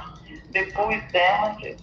The house, I think, is 3 beds. The kitchen is horrible. Everything is settled. The house is sitting there was 1.1 to start sitting there. The base, I think, was a hurricane. The heirs don't want to do anything to fix the house, to sell. They just want the money. So that's why the house got priced. It's 3 beds. This is 4-bedroom house. Yeah, the 3 bedroom. We have a wonderful master bedroom, which is jacuzzi. It's gorgeous. It's beautiful. Okay. Yeah. I mean, have you guys thought about listing it? No, we don't want to list it. We don't want to list because again, I don't want to put the house there. I hate people coming to the house. Last time when we sold the other house, we sold for Zillow. Zillow gave us, at the time, 2021, Zillow gave us a fantastic price for the other house. And we sold by Zillow, and we bought with Zillow as well. This house we bought through Zillow. The same day we sold there, we signed for that listing. So, but we don't want to, we didn't, like when Zillow bought, they don't even own our house, they just bought at the time. Yeah. I mean, you can come see what they were going to see, but we don't want to leave. Again, as I say, we don't. Yeah, but there's house. There's not a house. There's a house here on the street. There's one. I don't know if you know, but there's a neighbor here in our street. She has 1.5 acres in her house. She has 3 lots. Like because the lots here was all half acre, right? But she got 3, and she wanna sell that house. The house, no. It looks amazing. That I mean, with 1.5 acres in this street, I would buy that. If I was an investor, I would buy that house and this house here and build a couple house there. And you know what I mean? Yeah. I mean, let's say for just theoretically, what do you think you would get for it if you listed it? Well, I would list it for 1.5. Yeah. If I would not care, I would not sell. Simple as that. I can wait. I mean, a couple of years, this debt is gonna be the total. This house 5 years ago, not 5 years. I think 8 years ago, something. there was a pastor here. He came here to see this house, and the house was 300,000. And at the time, was 300, and he didn't buy it. Now this house is about the thing. I mean, we fixed it, and it's fantastic. As they say, you see all. I know there is a lot of there is a house like that is taken away. There is water that you pay away. There's city tax. There's people argue. You cannot build another property on that yard. Think about it. Yeah. No, I was just curious because, like, say you're not going to, but say it was listed at 1.5 and you got your full asking. I mean, you would only actually get like 1.35 by the time you paid your realtors and closing costs and all that. And that's if it pays for the absolute max that you would get for it. Yeah. I mean, I feel a little sorry to let it go if that would be the case. Because I know I would regret later, and not to move, as I say, it's a lot of work. I mean, I'm 52, my husband 53, we're too young, we're doing college, my husband doing math, I'm finished my second college, but still, we want to do more things than being, paying for more than law. I mean, it's beautiful. You want to keep it nice, and huge pool. We don't need 3 fjords. We don't need a hotel pool. We were in a hotel, Haiti, I think, in Daytona today, this weekend. Our pool is bigger than that, and it's nice.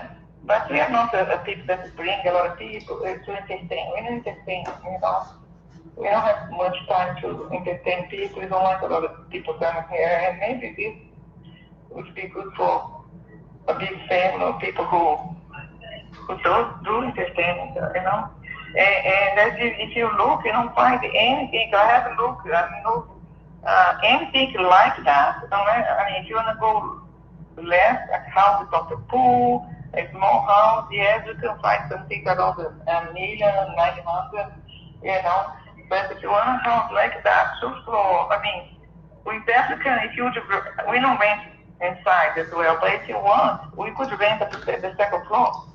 Because it's gorgeous, beautiful. It's the whole living room. We put the light, the light engineer floor. It's the light engineer floor. It's beautiful. And also there's 3 floors there upstairs.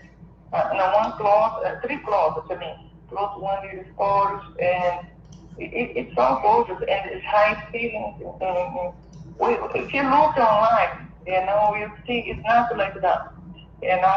Imagine the whole floor, marble and engineers think no popcorn. Popcorn is in hell, I believe, because, it's not even those, it's like straight, like flat, all smooth, flat roof. That's what we have here, We have a very light color, we put all one color, because we don't want to, like when you put all one color, the house is even bigger.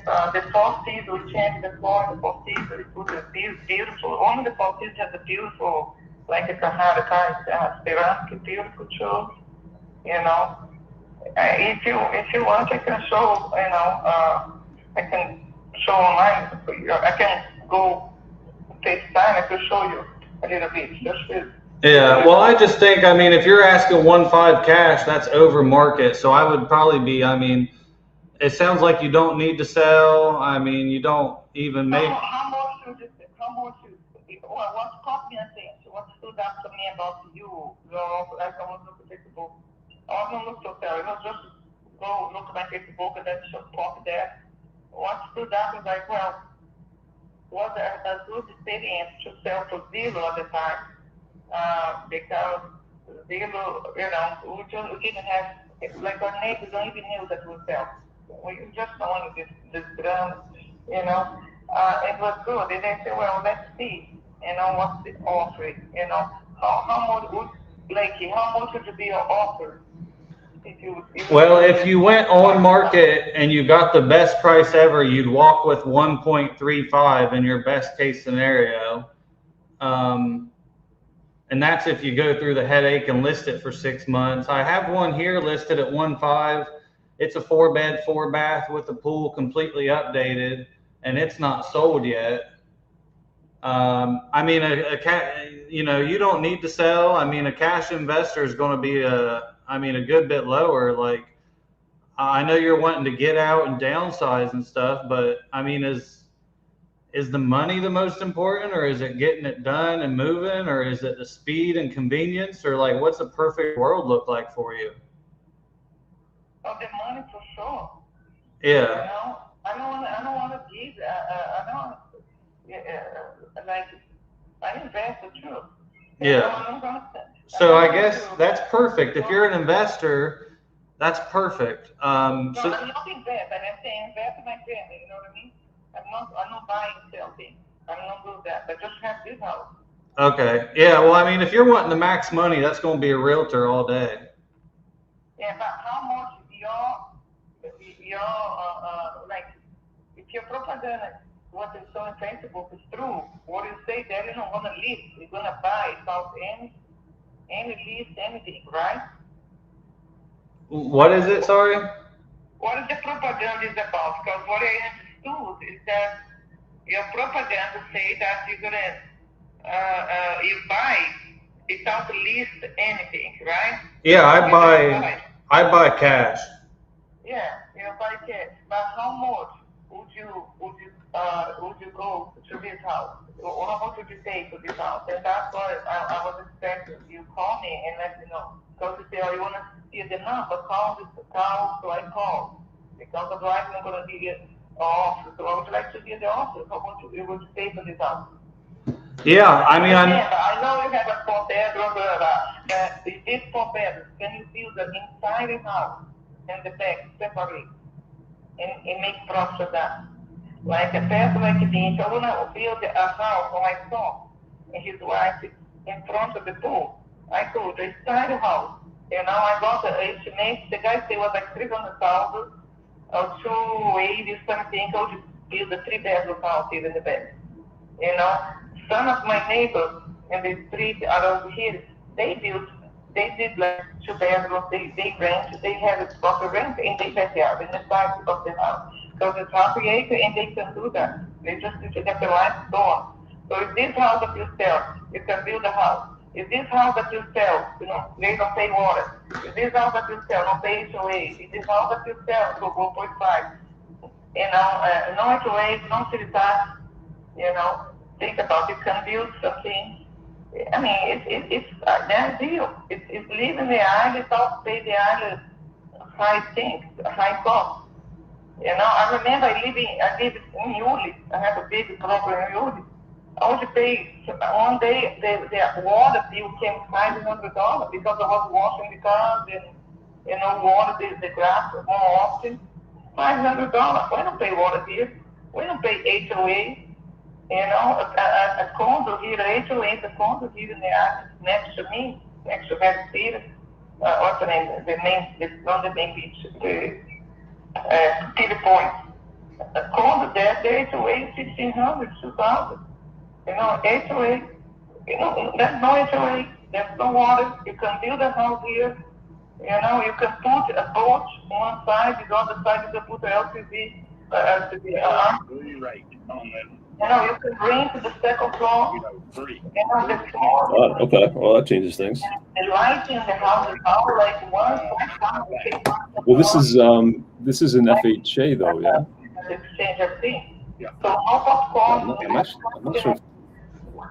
So there are situations where you can do what's called a subject to. Are you familiar with that? So it's amazing, wonderful location, all next to I know that they should have been paid up by now. I don't know them nothing. Yeah, for sure. And typically, something if you do what's called a subject to, I would basically I would take the property and assume the mortgage on its current terms, which would be that 3%. You know, you can see that this house, I mean, still is What they put there. Make you look at have registry or something. That after 900. That's yeah. We paid more than half a year for this house because equity, no water, floor, nothing. Yeah, so generally it would kind of stay in your name, because often if you change the name with the title company or whatever, there's a due on sale clause, and sometimes they'll demand payment. So it would.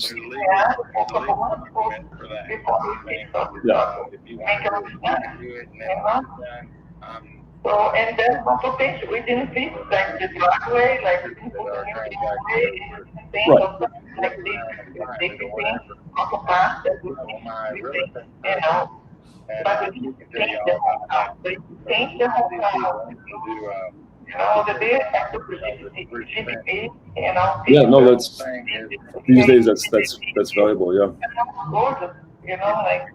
So, okay. Change the thing I can offer, and that's all I can do that. Think twice, and you want to rent At least you know. Sorry. Or you can take it and give me my 100. A lot of this house was sold here in North Street. Take this on. One year on kitchen, and that's don't touch too far. So, I mean, that really wouldn't work either, because how we'd have to do it is kind of pay you a percentage of your equity, right? Say I gave you 50K, I would still have to assume the note, so I'd still be liable for that 93. And then we'd work out monthly payments essentially for you.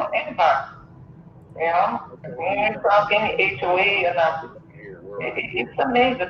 So typically, from my understanding, and I don't have a ton of experience with this, but from my understanding, I would pretty much give you, if you tell me you have about, if you've done about 220 right, market value, that gives you about 127,000 in equity. So then say subtract out that 93, and you're at about what, 127.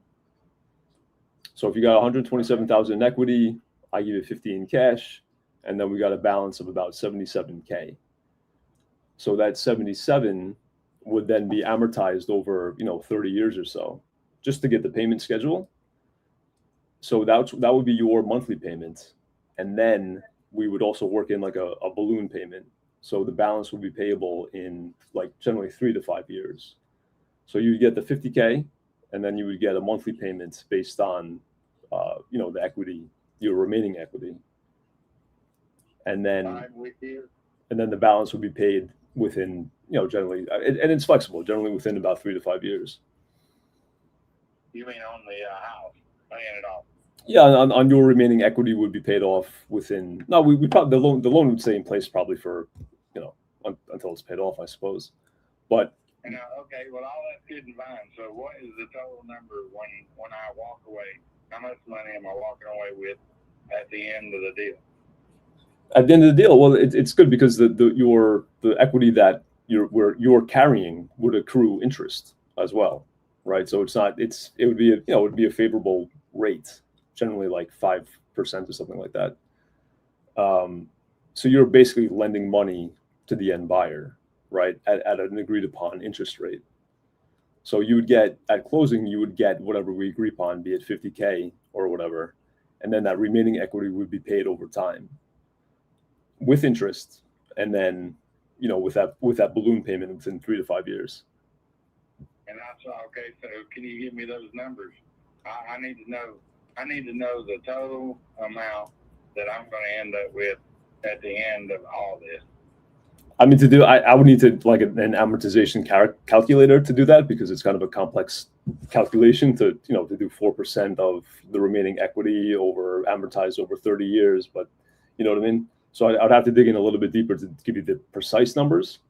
But typically, it would be the remainder of the equity, which would be about what do we say? About 120. So about if you had about 70,000 in remaining equity, that would be spread over 30 years. To get the payments, but then with the understanding that the balance will be due no more than 3 to 5 years. if that makes sense. Okay. Well, okay. I need you to figure out the balance that you're talking about, and let's see what those numbers are, and then I'll talk to you again.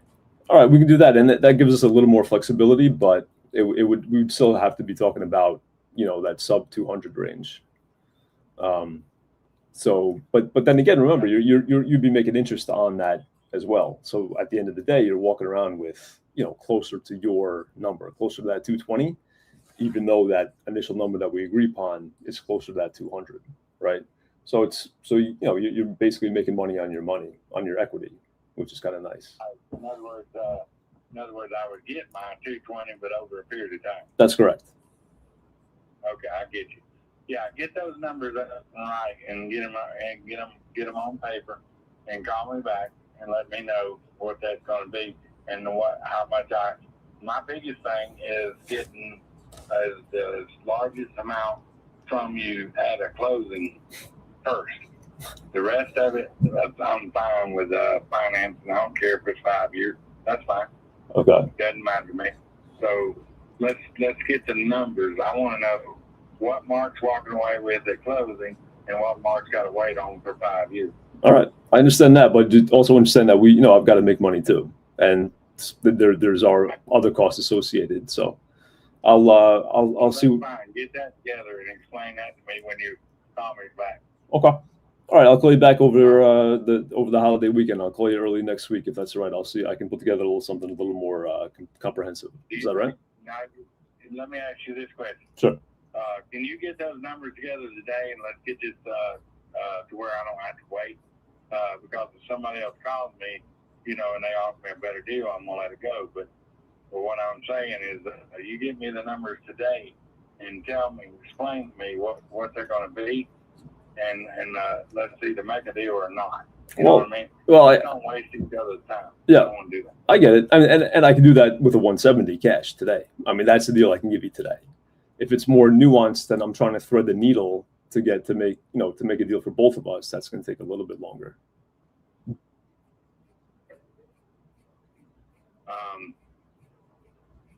Well, can you get that together today?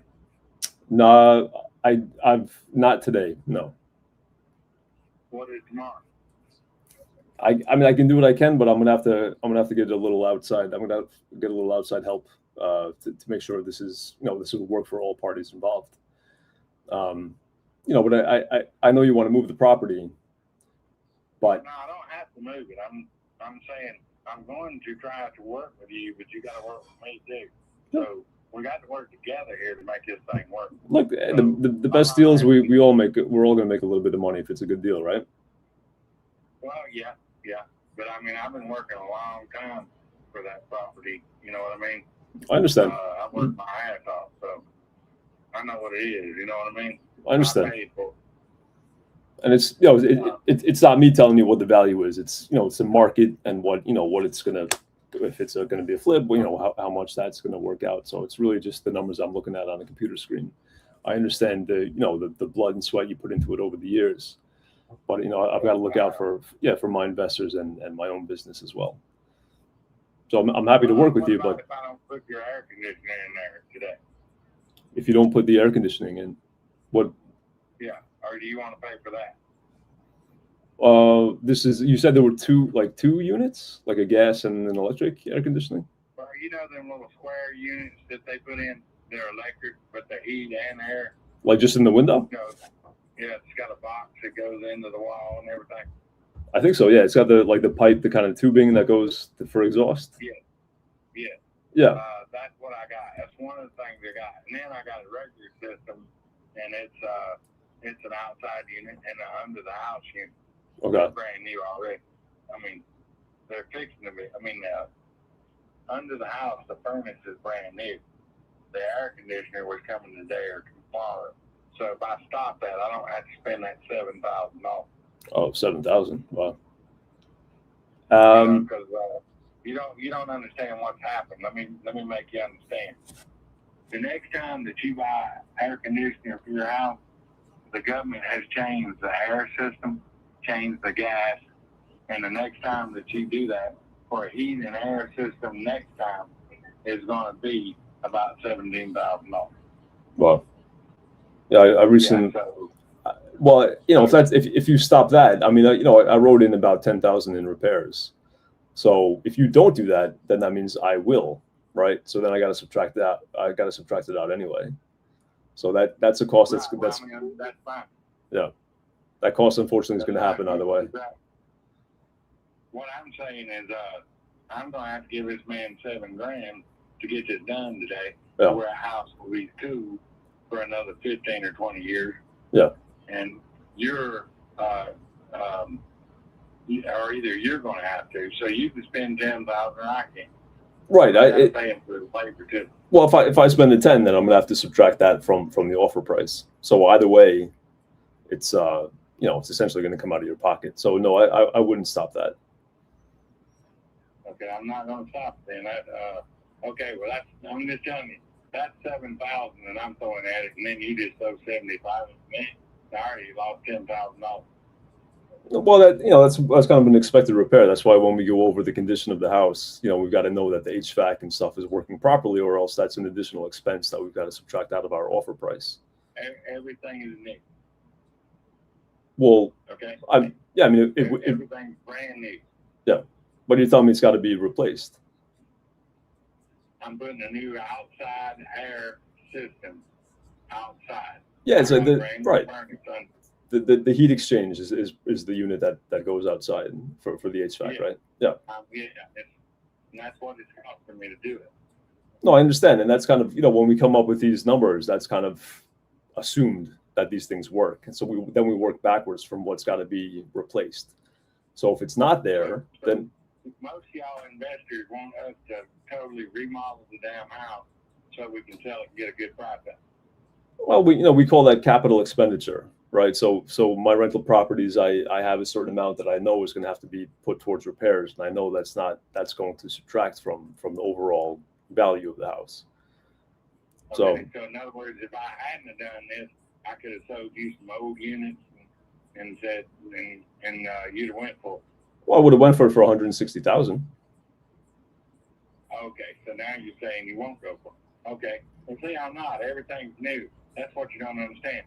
I've spent $25,000 on this house in the last 2 years, but you don't want to give it back to me because you don't know nothing about it. Well, I'm telling you, it's all brand new. No, so why can't my money grow instead of yours?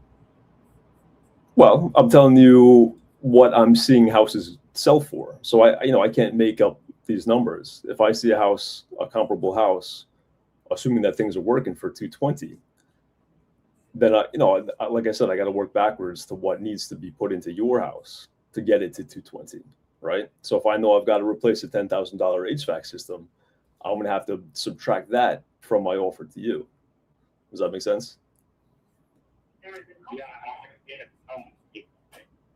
Because then what? I'm sorry, you were breaking up. I couldn't hear that.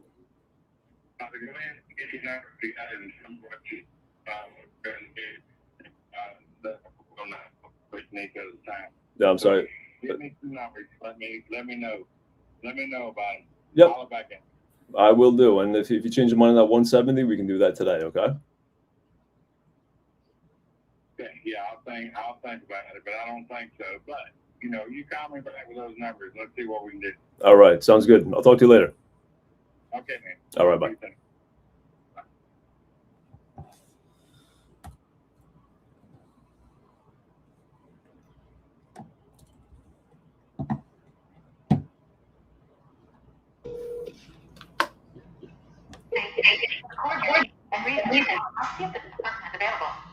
Tyler, West Valley Street.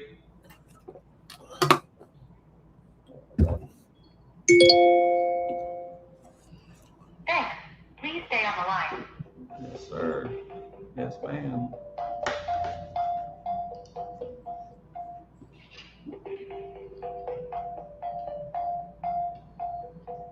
Hopefully this one ain't asking $1.5 million.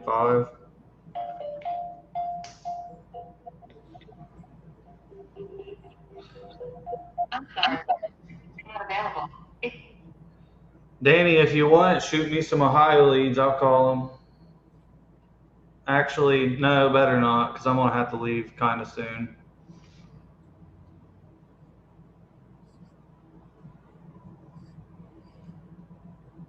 Actually, I'm probably going to jump off, head to his house.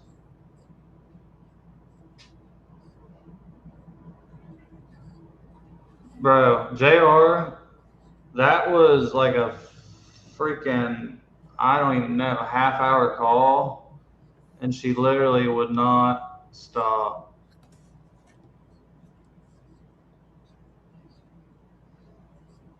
Did you just get off the phone off of that 1.5 deal? Tyler? Yeah, I'm wore out. Yes, I'm wore out. Dude, I wanted to mute you so bad earlier. I was like, well, maybe Tyler sees something in here. I won't mute him. She tired you out, huh? Yeah, shame on me. Oh my gosh. Yeah, but no, I'm gonna jump off here. I gotta head to the house, and then I'll be around on Discord and stuff. Sweet. So I will see y'all later. Get some deals. Let's do it. Later, bro. I had a guy breaking my balls too. If somebody wants to hear about an offer. What was that, Mike? I said I had a guy breaking my balls the whole time. I think I was on exactly as long as I muted Tyler just as soon as I heard the 1.5. I got on my call. I literally just got off seconds ago. But I think we spent the same amount of time on that call.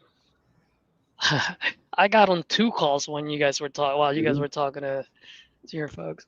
Yeah, this guy was. I just pitched an owner finance on someone.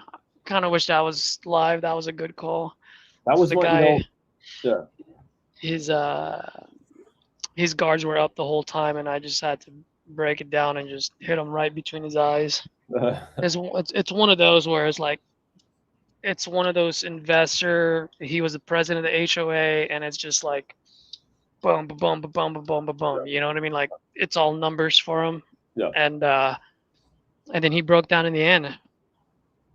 Yeah, I mean, you got to play the game, I think, for a little bit because they don't want to. Guys like that, they don't want to get beat. So you kind of have to placate them for a little bit until you really get them with that kill shot. Yeah. Yeah. The seller finance. No, go ahead. No, go for it. Well, I asked Cassie a question about how if I could submit seller finance deals through the JV portal, and then she kind of threw me for a loop because she's like, "Look, just because it's seller finance doesn't mean it's a deal," and that wasn't really my understanding. But I guess it depends on the end buyer, right? Because it could make more sense for cash flow, right?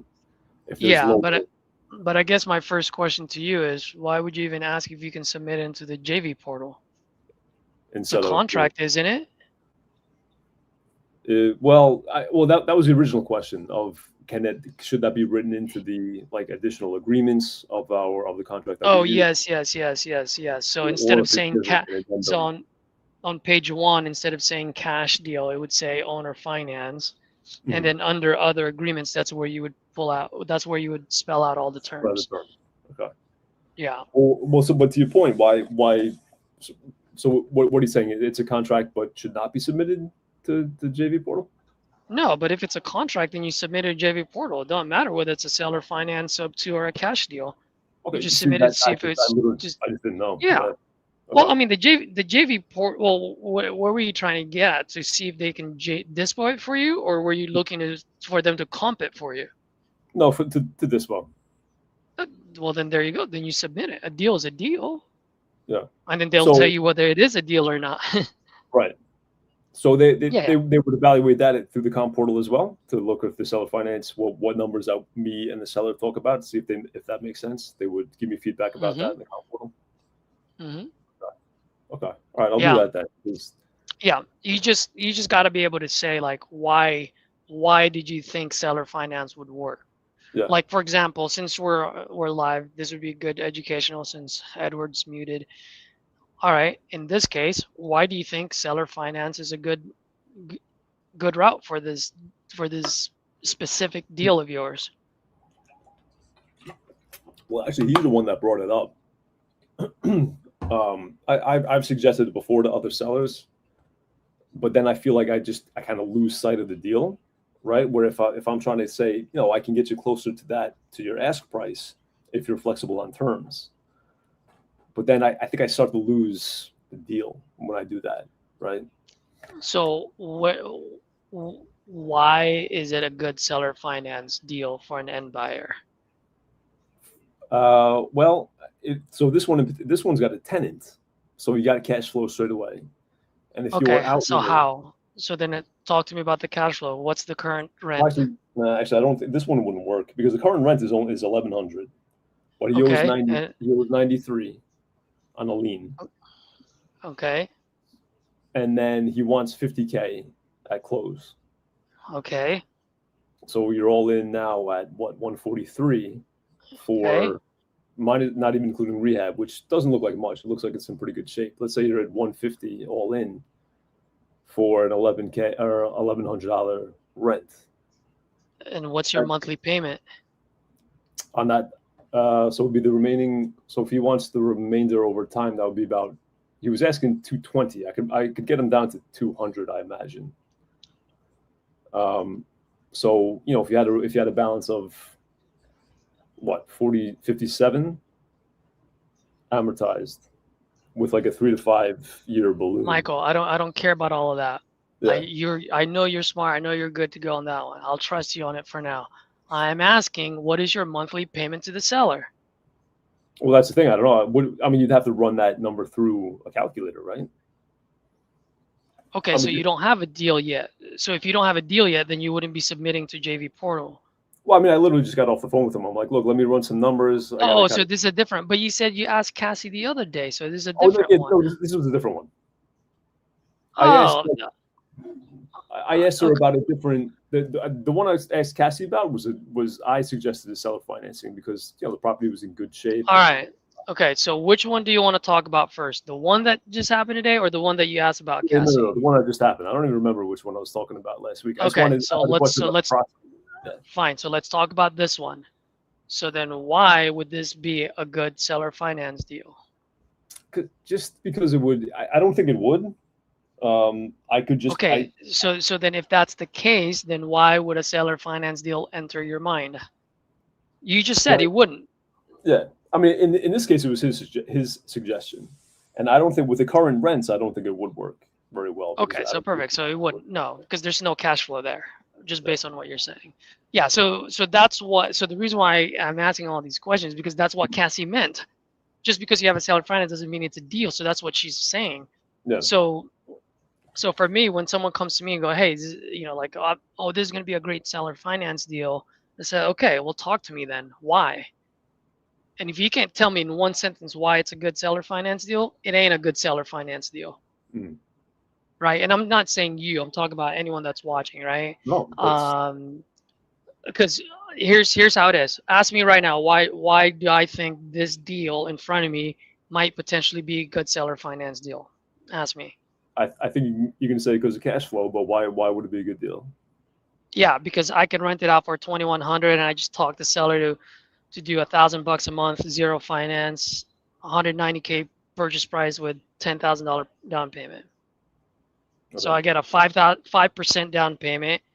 My monthly payment to the seller is only 50% of the monthly rent that I can get for. So you don't even bother with amortization calculators or any of that shit. You just come. Why? I don't have any interest. So why would I need amortization? Yeah, amortization. I hate that word though. So you're not paying interest on the seller carry? No. You just come up with a number. Yeah. Yeah.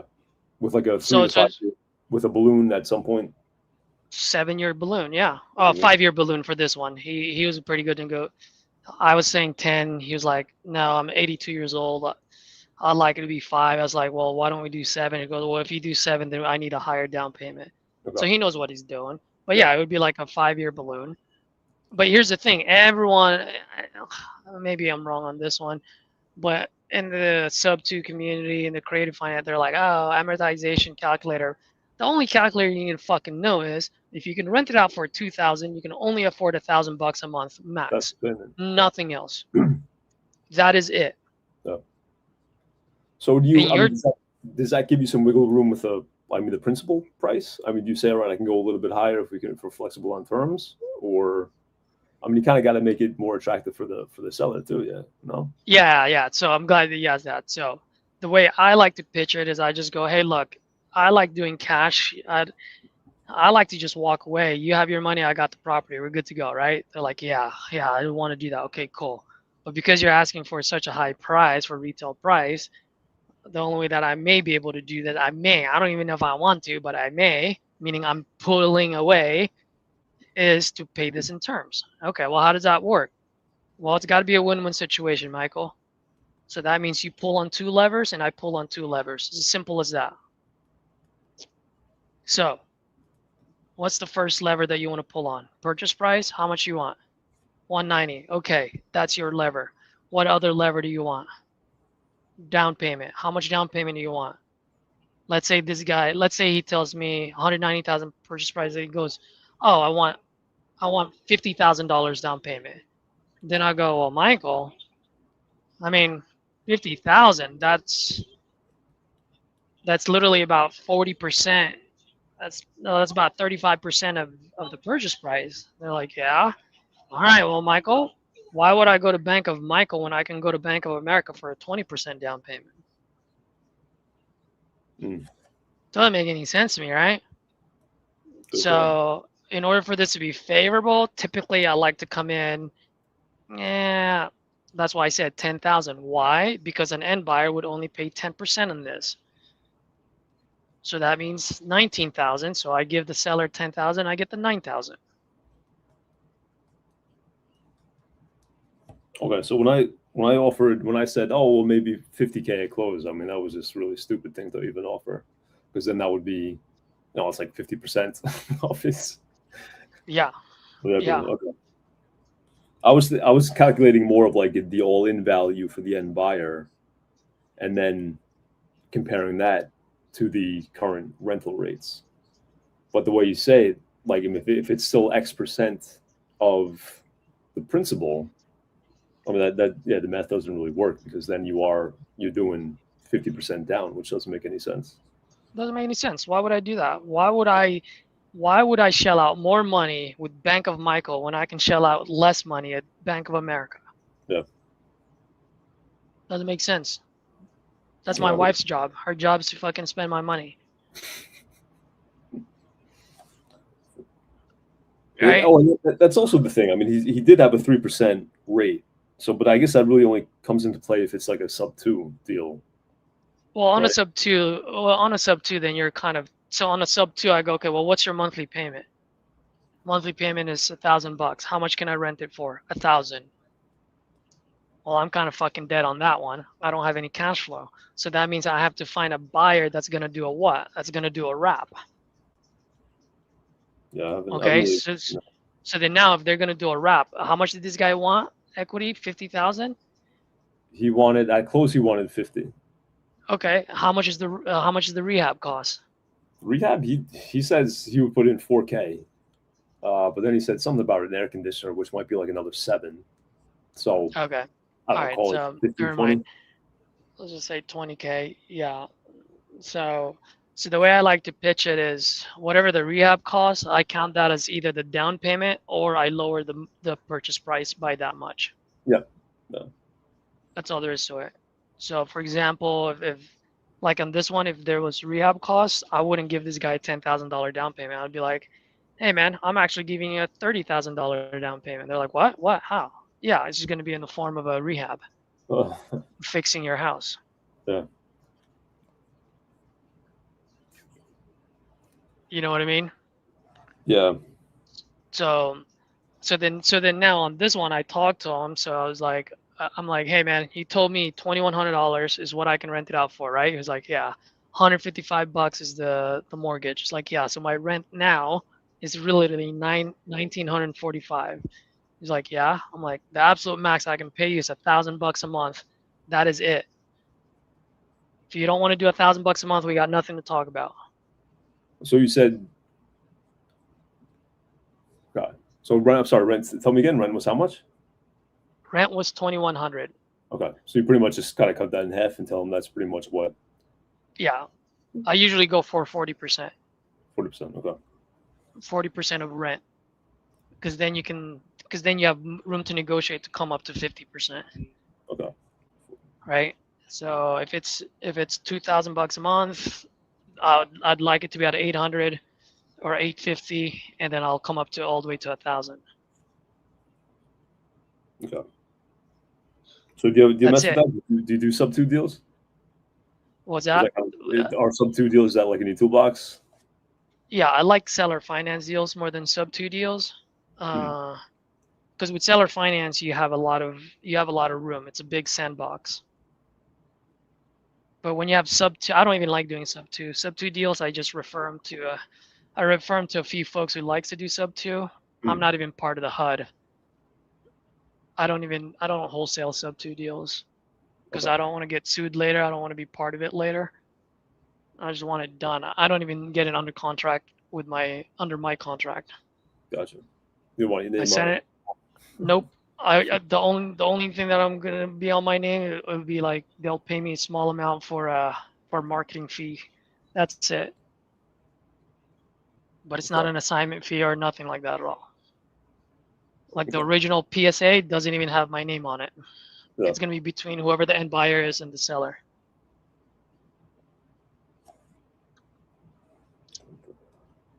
Because when that end buyer forecloses on it or defaults on that payment, guess who the seller is going to call? Seller doesn't know the end buyer. Seller knows you. Yeah. I don't want to deal with that, especially when there's banks involved. No. Yeah, I think my issue was when I'm talking about amortization schedule, I'm just overcomplicating this shit. It doesn't have to be. You overcomplicate it now. Right? Yeah. Wow. In order for me to pay you in terms, Mr. Seller, I have to cash flow. It's as simple as that. Yeah. So I can only afford about 40% of what I can rent it out for. Do you know why? I'll explain it to you in the simplest form. You're gonna love it. And folks, people that are watching, I'm gonna be Geico right now because I'm just gonna save you 15 weeks of your learning lesson, of your journey. So here it is. So Michael, let's just make the numbers easy. Let's say rent is $1,000 a month, right? And I say, hey Michael, I can only afford to give you $400 a month. And then give me an objection. Tell me it's too low. That's too low. I can't do it for that. Hey Michael, I completely understand why you would think that, especially since you were getting $1,000 a month. If you don't mind, let me just explain to you why. Out of that $1,000 a month, 30% is gone right off the bat. I just want to, 30% is gone for maintenance, management fees, uncollected rents, vacancies, right? CapEx, so forth. 30% is gone.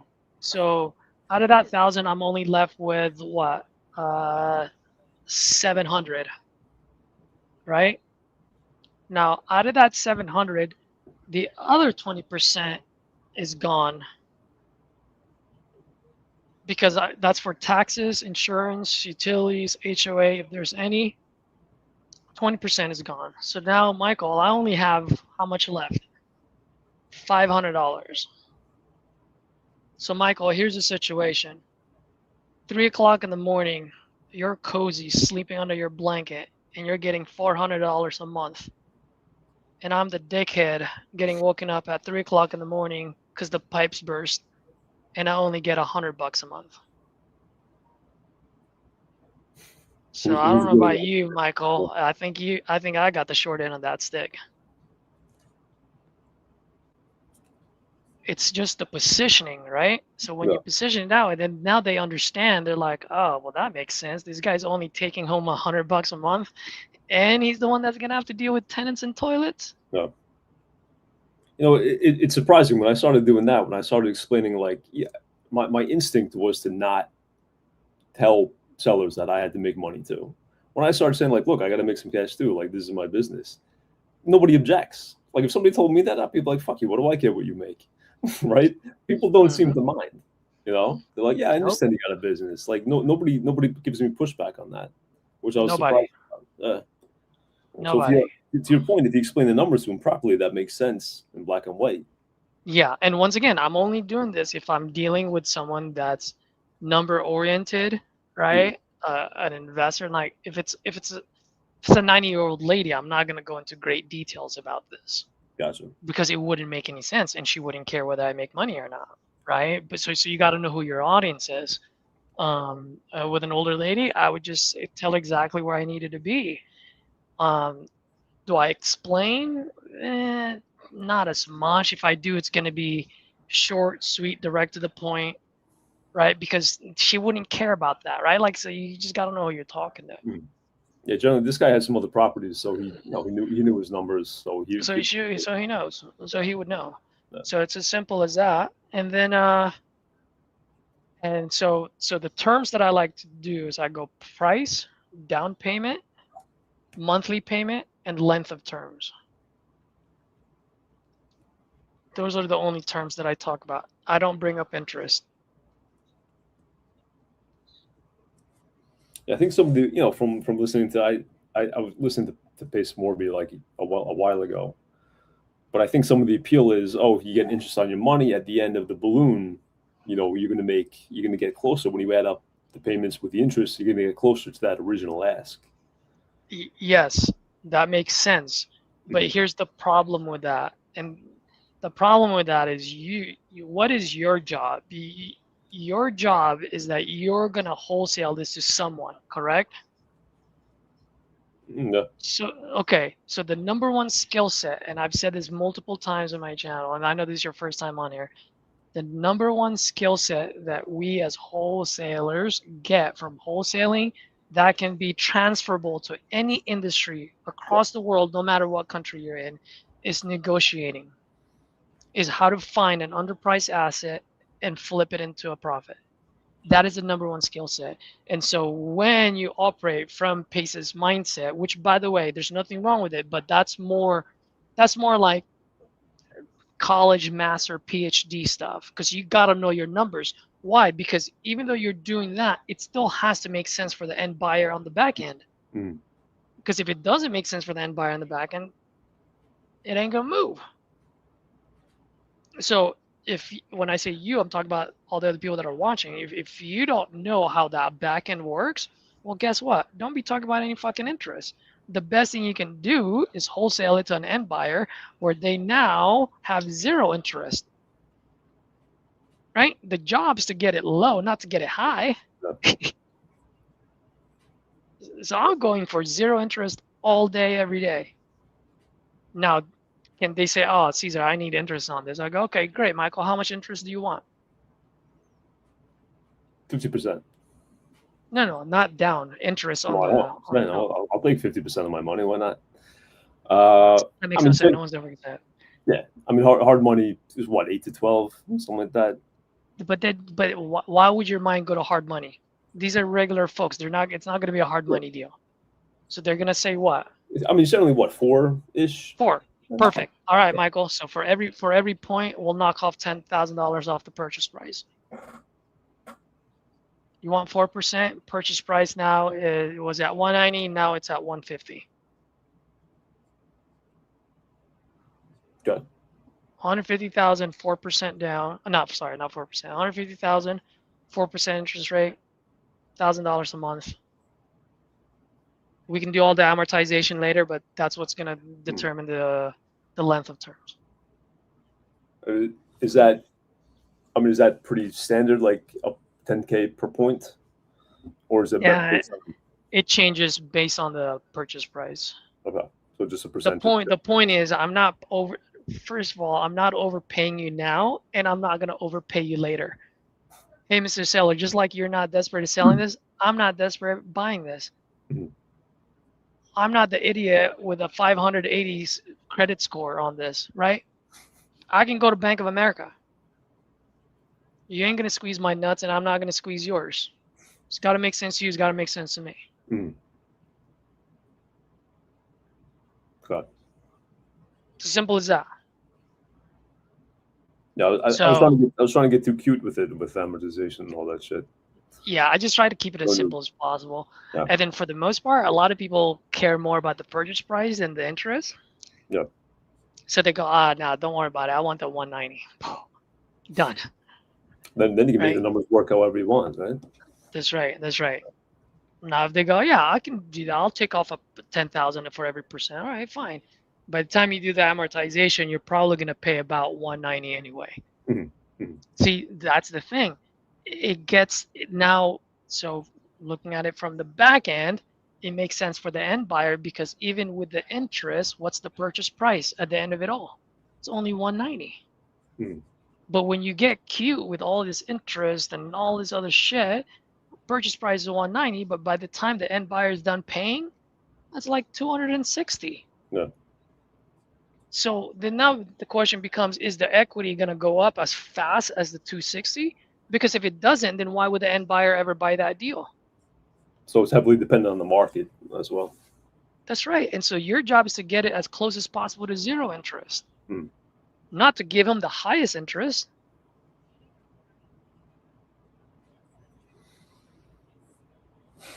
Do you get what I mean? So, so it's a different mindset, and that's why a lot of times when people are like, "Oh, this is a good creative finance," so I go, "Why?" And more often than not, it's a good creative finance is because they were using creative finance as a crutch because they didn't know how to get the seller down to the right price point. Not necessarily it's a good seller finance deal because you're cash flowing this, you have zero interest, and you hit it at the right price point where you have enough equity. Like if you can answer that, then that's a good seller finance deal. But if you start hemming and humming on where and how, whether it's going to cash flow, you don't know what the rent is, you don't know this, you don't know that, you don't know that, then that means you just use creative finance as a crutch, meaning, hey, Mr. Seller, I'll meet you at your price as long as you give me terms. No. Yeah, I get kind of caught in with trying to manufacture a deal sometimes when sometimes it's better just to move on. Like that's not my guy, right? Yep. And by the way, I'm guilty of that too. I was guilty of that, and I'm still guilty of it from time to time. You know, so I'm not just pointing fingers to everyone. I'm just saying this because I want you guys to understand. At the end of the day, your exit strategy determines your acquisition. So if you're going to acquire it using seller finance, then you better know what the exit is, right? If you know what the exit is and you still locked it up as seller finance, then that's a good seller finance deal. But if you don't know what the exit is, and the only reason why you locked it up on a seller finance is because you couldn't do your job, which is to get enough motivation to find the real problem to solve, to get the price point lower, then no, because then the foundation, the real reason of why, doesn't happen. It's not there. Yeah, I mean, it's a non-starter if you don't have the numbers of cash flow to begin with, like rental rates for that. And then you work the payment based off of that, right? You go straight to 40%. So obviously you have to have those numbers to begin with, and then you have an exit strategy, right? That's right. That's right. So when I'm looking at that and I go, oh, this person owns it, my first thought of mine is, what's the rent? Rent is $2,000. That means I can only afford to pay this guy anywhere between $800 to $1,000. So then now, what is my goal? My goal is to find what is this person paying every month in his and her life that I can wipe off. Do they have a car payment that I can wipe off? Do they have medical bills that I can wipe off? What can I wipe off now? All of a sudden, they're now earning $800 a month versus losing $800 a month. That is my job, because once I can attach that, then all of a sudden that 800 is so powerful. Yeah, once you make it real to a bill that they're paying every month. Yeah. That's right. That's a good call. Right. So I always ask, oh man, what? Hey, you know what, Michael? My mom is 76 years old. Shoot, she's on Social Security, and boy, as you know, Social Security ain't that good nowadays. Man, she's always behind. Luckily, she's got 4 boys.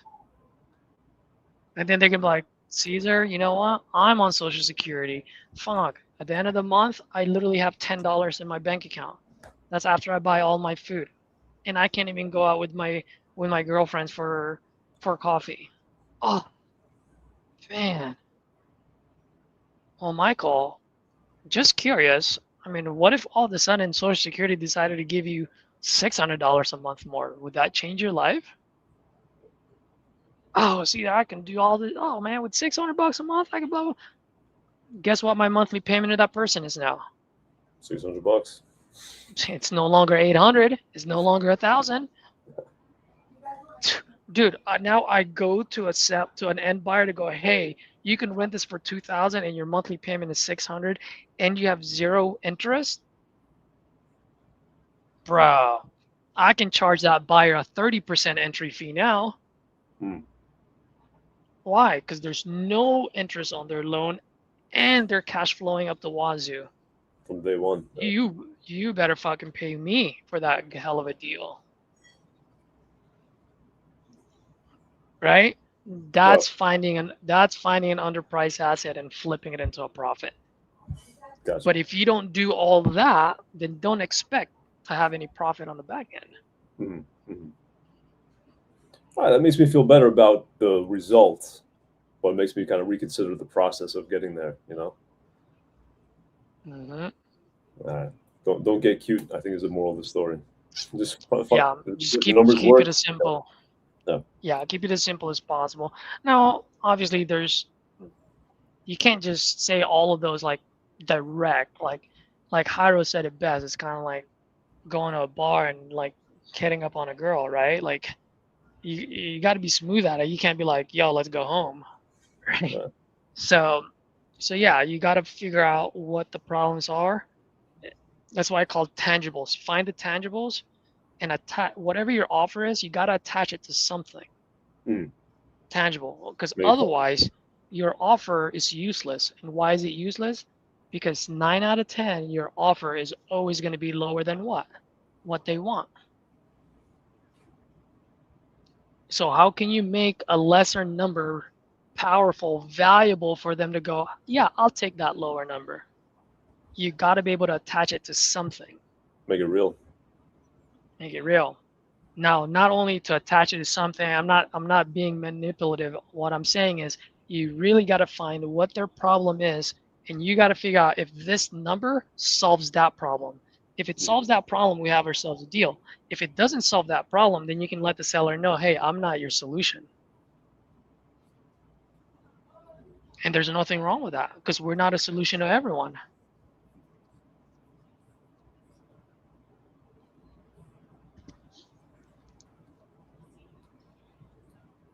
I'm taking notes, bro. That's right. I have now turned from one line assassin to a Geico. I just saved you 15 weeks of your journey. Well, you should start doing modules, bro. What's that? So you should start doing modules. Oh my gosh. I'll say.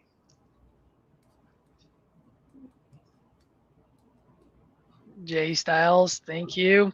I don't know if that's a compliment or not, but I'll take it as a compliment. It sounds really funny. I'm going to jump off. I got to get back to the gym. But Cesar, I appreciate all the advice, and we'll chat again soon. Yeah. For sure, brother. And thank you for hopping on, man. Appreciate you. I'll be here as often as I can. Cool. Anytime. All right. Take care, brother. Yep.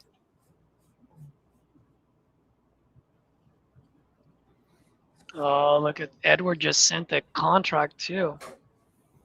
Let me take. Don't worry, Michael. I'll take you off here.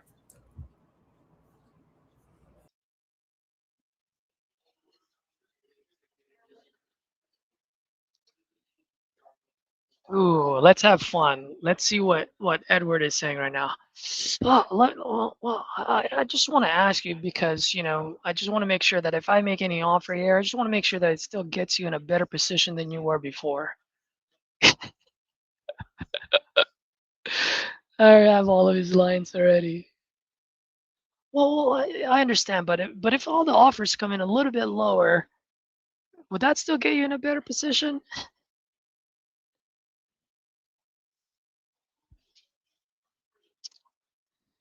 Hey, Jay Styles, bro, I just want to let you know, man, and I don't know where you are in your journey, but what you just saw right now, that's 2.5 years. So I don't know if you're in your chapter 1, chapter 3, chapter 10, or maybe you're far ahead than I am. But at the end of the day, like, I didn't have all this confidence before. It took a while, and it's thousands, tens of thousands of reps, man. So just want to say it's not like I was born with it. It's a lot of repetitions, a lot of mistakes, a lot of cancellations, a lot of getting my ass kicked. You know.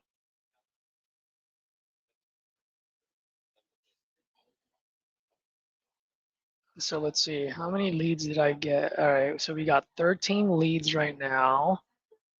I'm gonna go ahead and wait for maybe 2 more leads. Edward, can you hear us? Now I Edward, can. can you hear us? Yeah. I called Bro, your you're boy. muted. Called your boy Bro, more. bro. Hold on for a second. You're muted, and I was like, let's have fun. Let's see what Edward is saying. Well, well, let's just say the offers are coming in a little bit, not just our offer, but every offer. Oh man. I mean, would that still get you in a different? Would that still put you in a better position than you are today? Man. I don't Yes, know if it anyone would. thought it was funny. Yeah, I was talking to your boy Morris, the one you wanted me to call. I think I had locked up a couple months back. Yeah. And I was calling him, and he's like, he said something about like, "Hey, I'm just a veteran here, just trying to get ready for like 4th of July." I was like, "Dude, I'm there with you. I'm also a veteran there, just hoping to see if you're still looking to sell your house." It's like, man, I am. I'm not even in the mood right now. I'm getting ready for 4th of July to look at some booty and all these fine women coming out and have me some.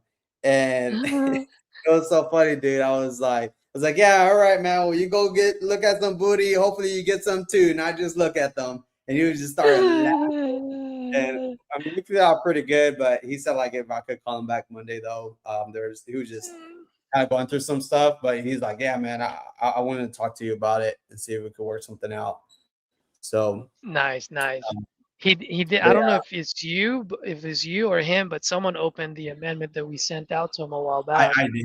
I did. I was You wondering did? like where I had it locked up at, so I was trying to look at it. Oh, okay, cool. I saw in the CRM. I was like, all right, well, where do y'all lock it up at? And hopefully I could get it lower. But yeah, it was me. And I know you weren't on, but I just told everyone how I just turned from one-line assassin to the Geico of real estate. The Geico, there you go. I just saved a lot of people 15 weeks of their journey. Yeah, I heard you going with Michael. I was all right. He's busy. He's cooking right now. So. Oh no, man! A phone call always trumps any type of coaching. I had let me see, man. I had that one in Oklahoma, earlier. That one just has to be an ovation based on what she was looking for, but she's not there yet. Mm-hmm. She's hoping at least 205, maybe 200. But dude, as is, probably listed for like 225, maybe 230, pushing it. She said it just needs some paint and then like a door handle in the front door or something. But other than that, it's like in great condition. Our only competition right now is at 240. I'm not sure if you're looking at it now, but which one is this? Was this the one that you were talking about earlier? No, this is another one in Oklahoma. Oh, okay. By the way, can we do novations in Oklahoma? I don't know. I don't know regulations for wholesaling, so I don't know how that. It might have to be like a takedown method with Jerry. I actually know a couple of agents in Oklahoma in that specific area that she's in. So. Oh, perfect. Yeah. I could hit them up. I'm not sure how that works, or they could like do something. Yep. But yeah, cool. I was we have a total of 13 leads right now.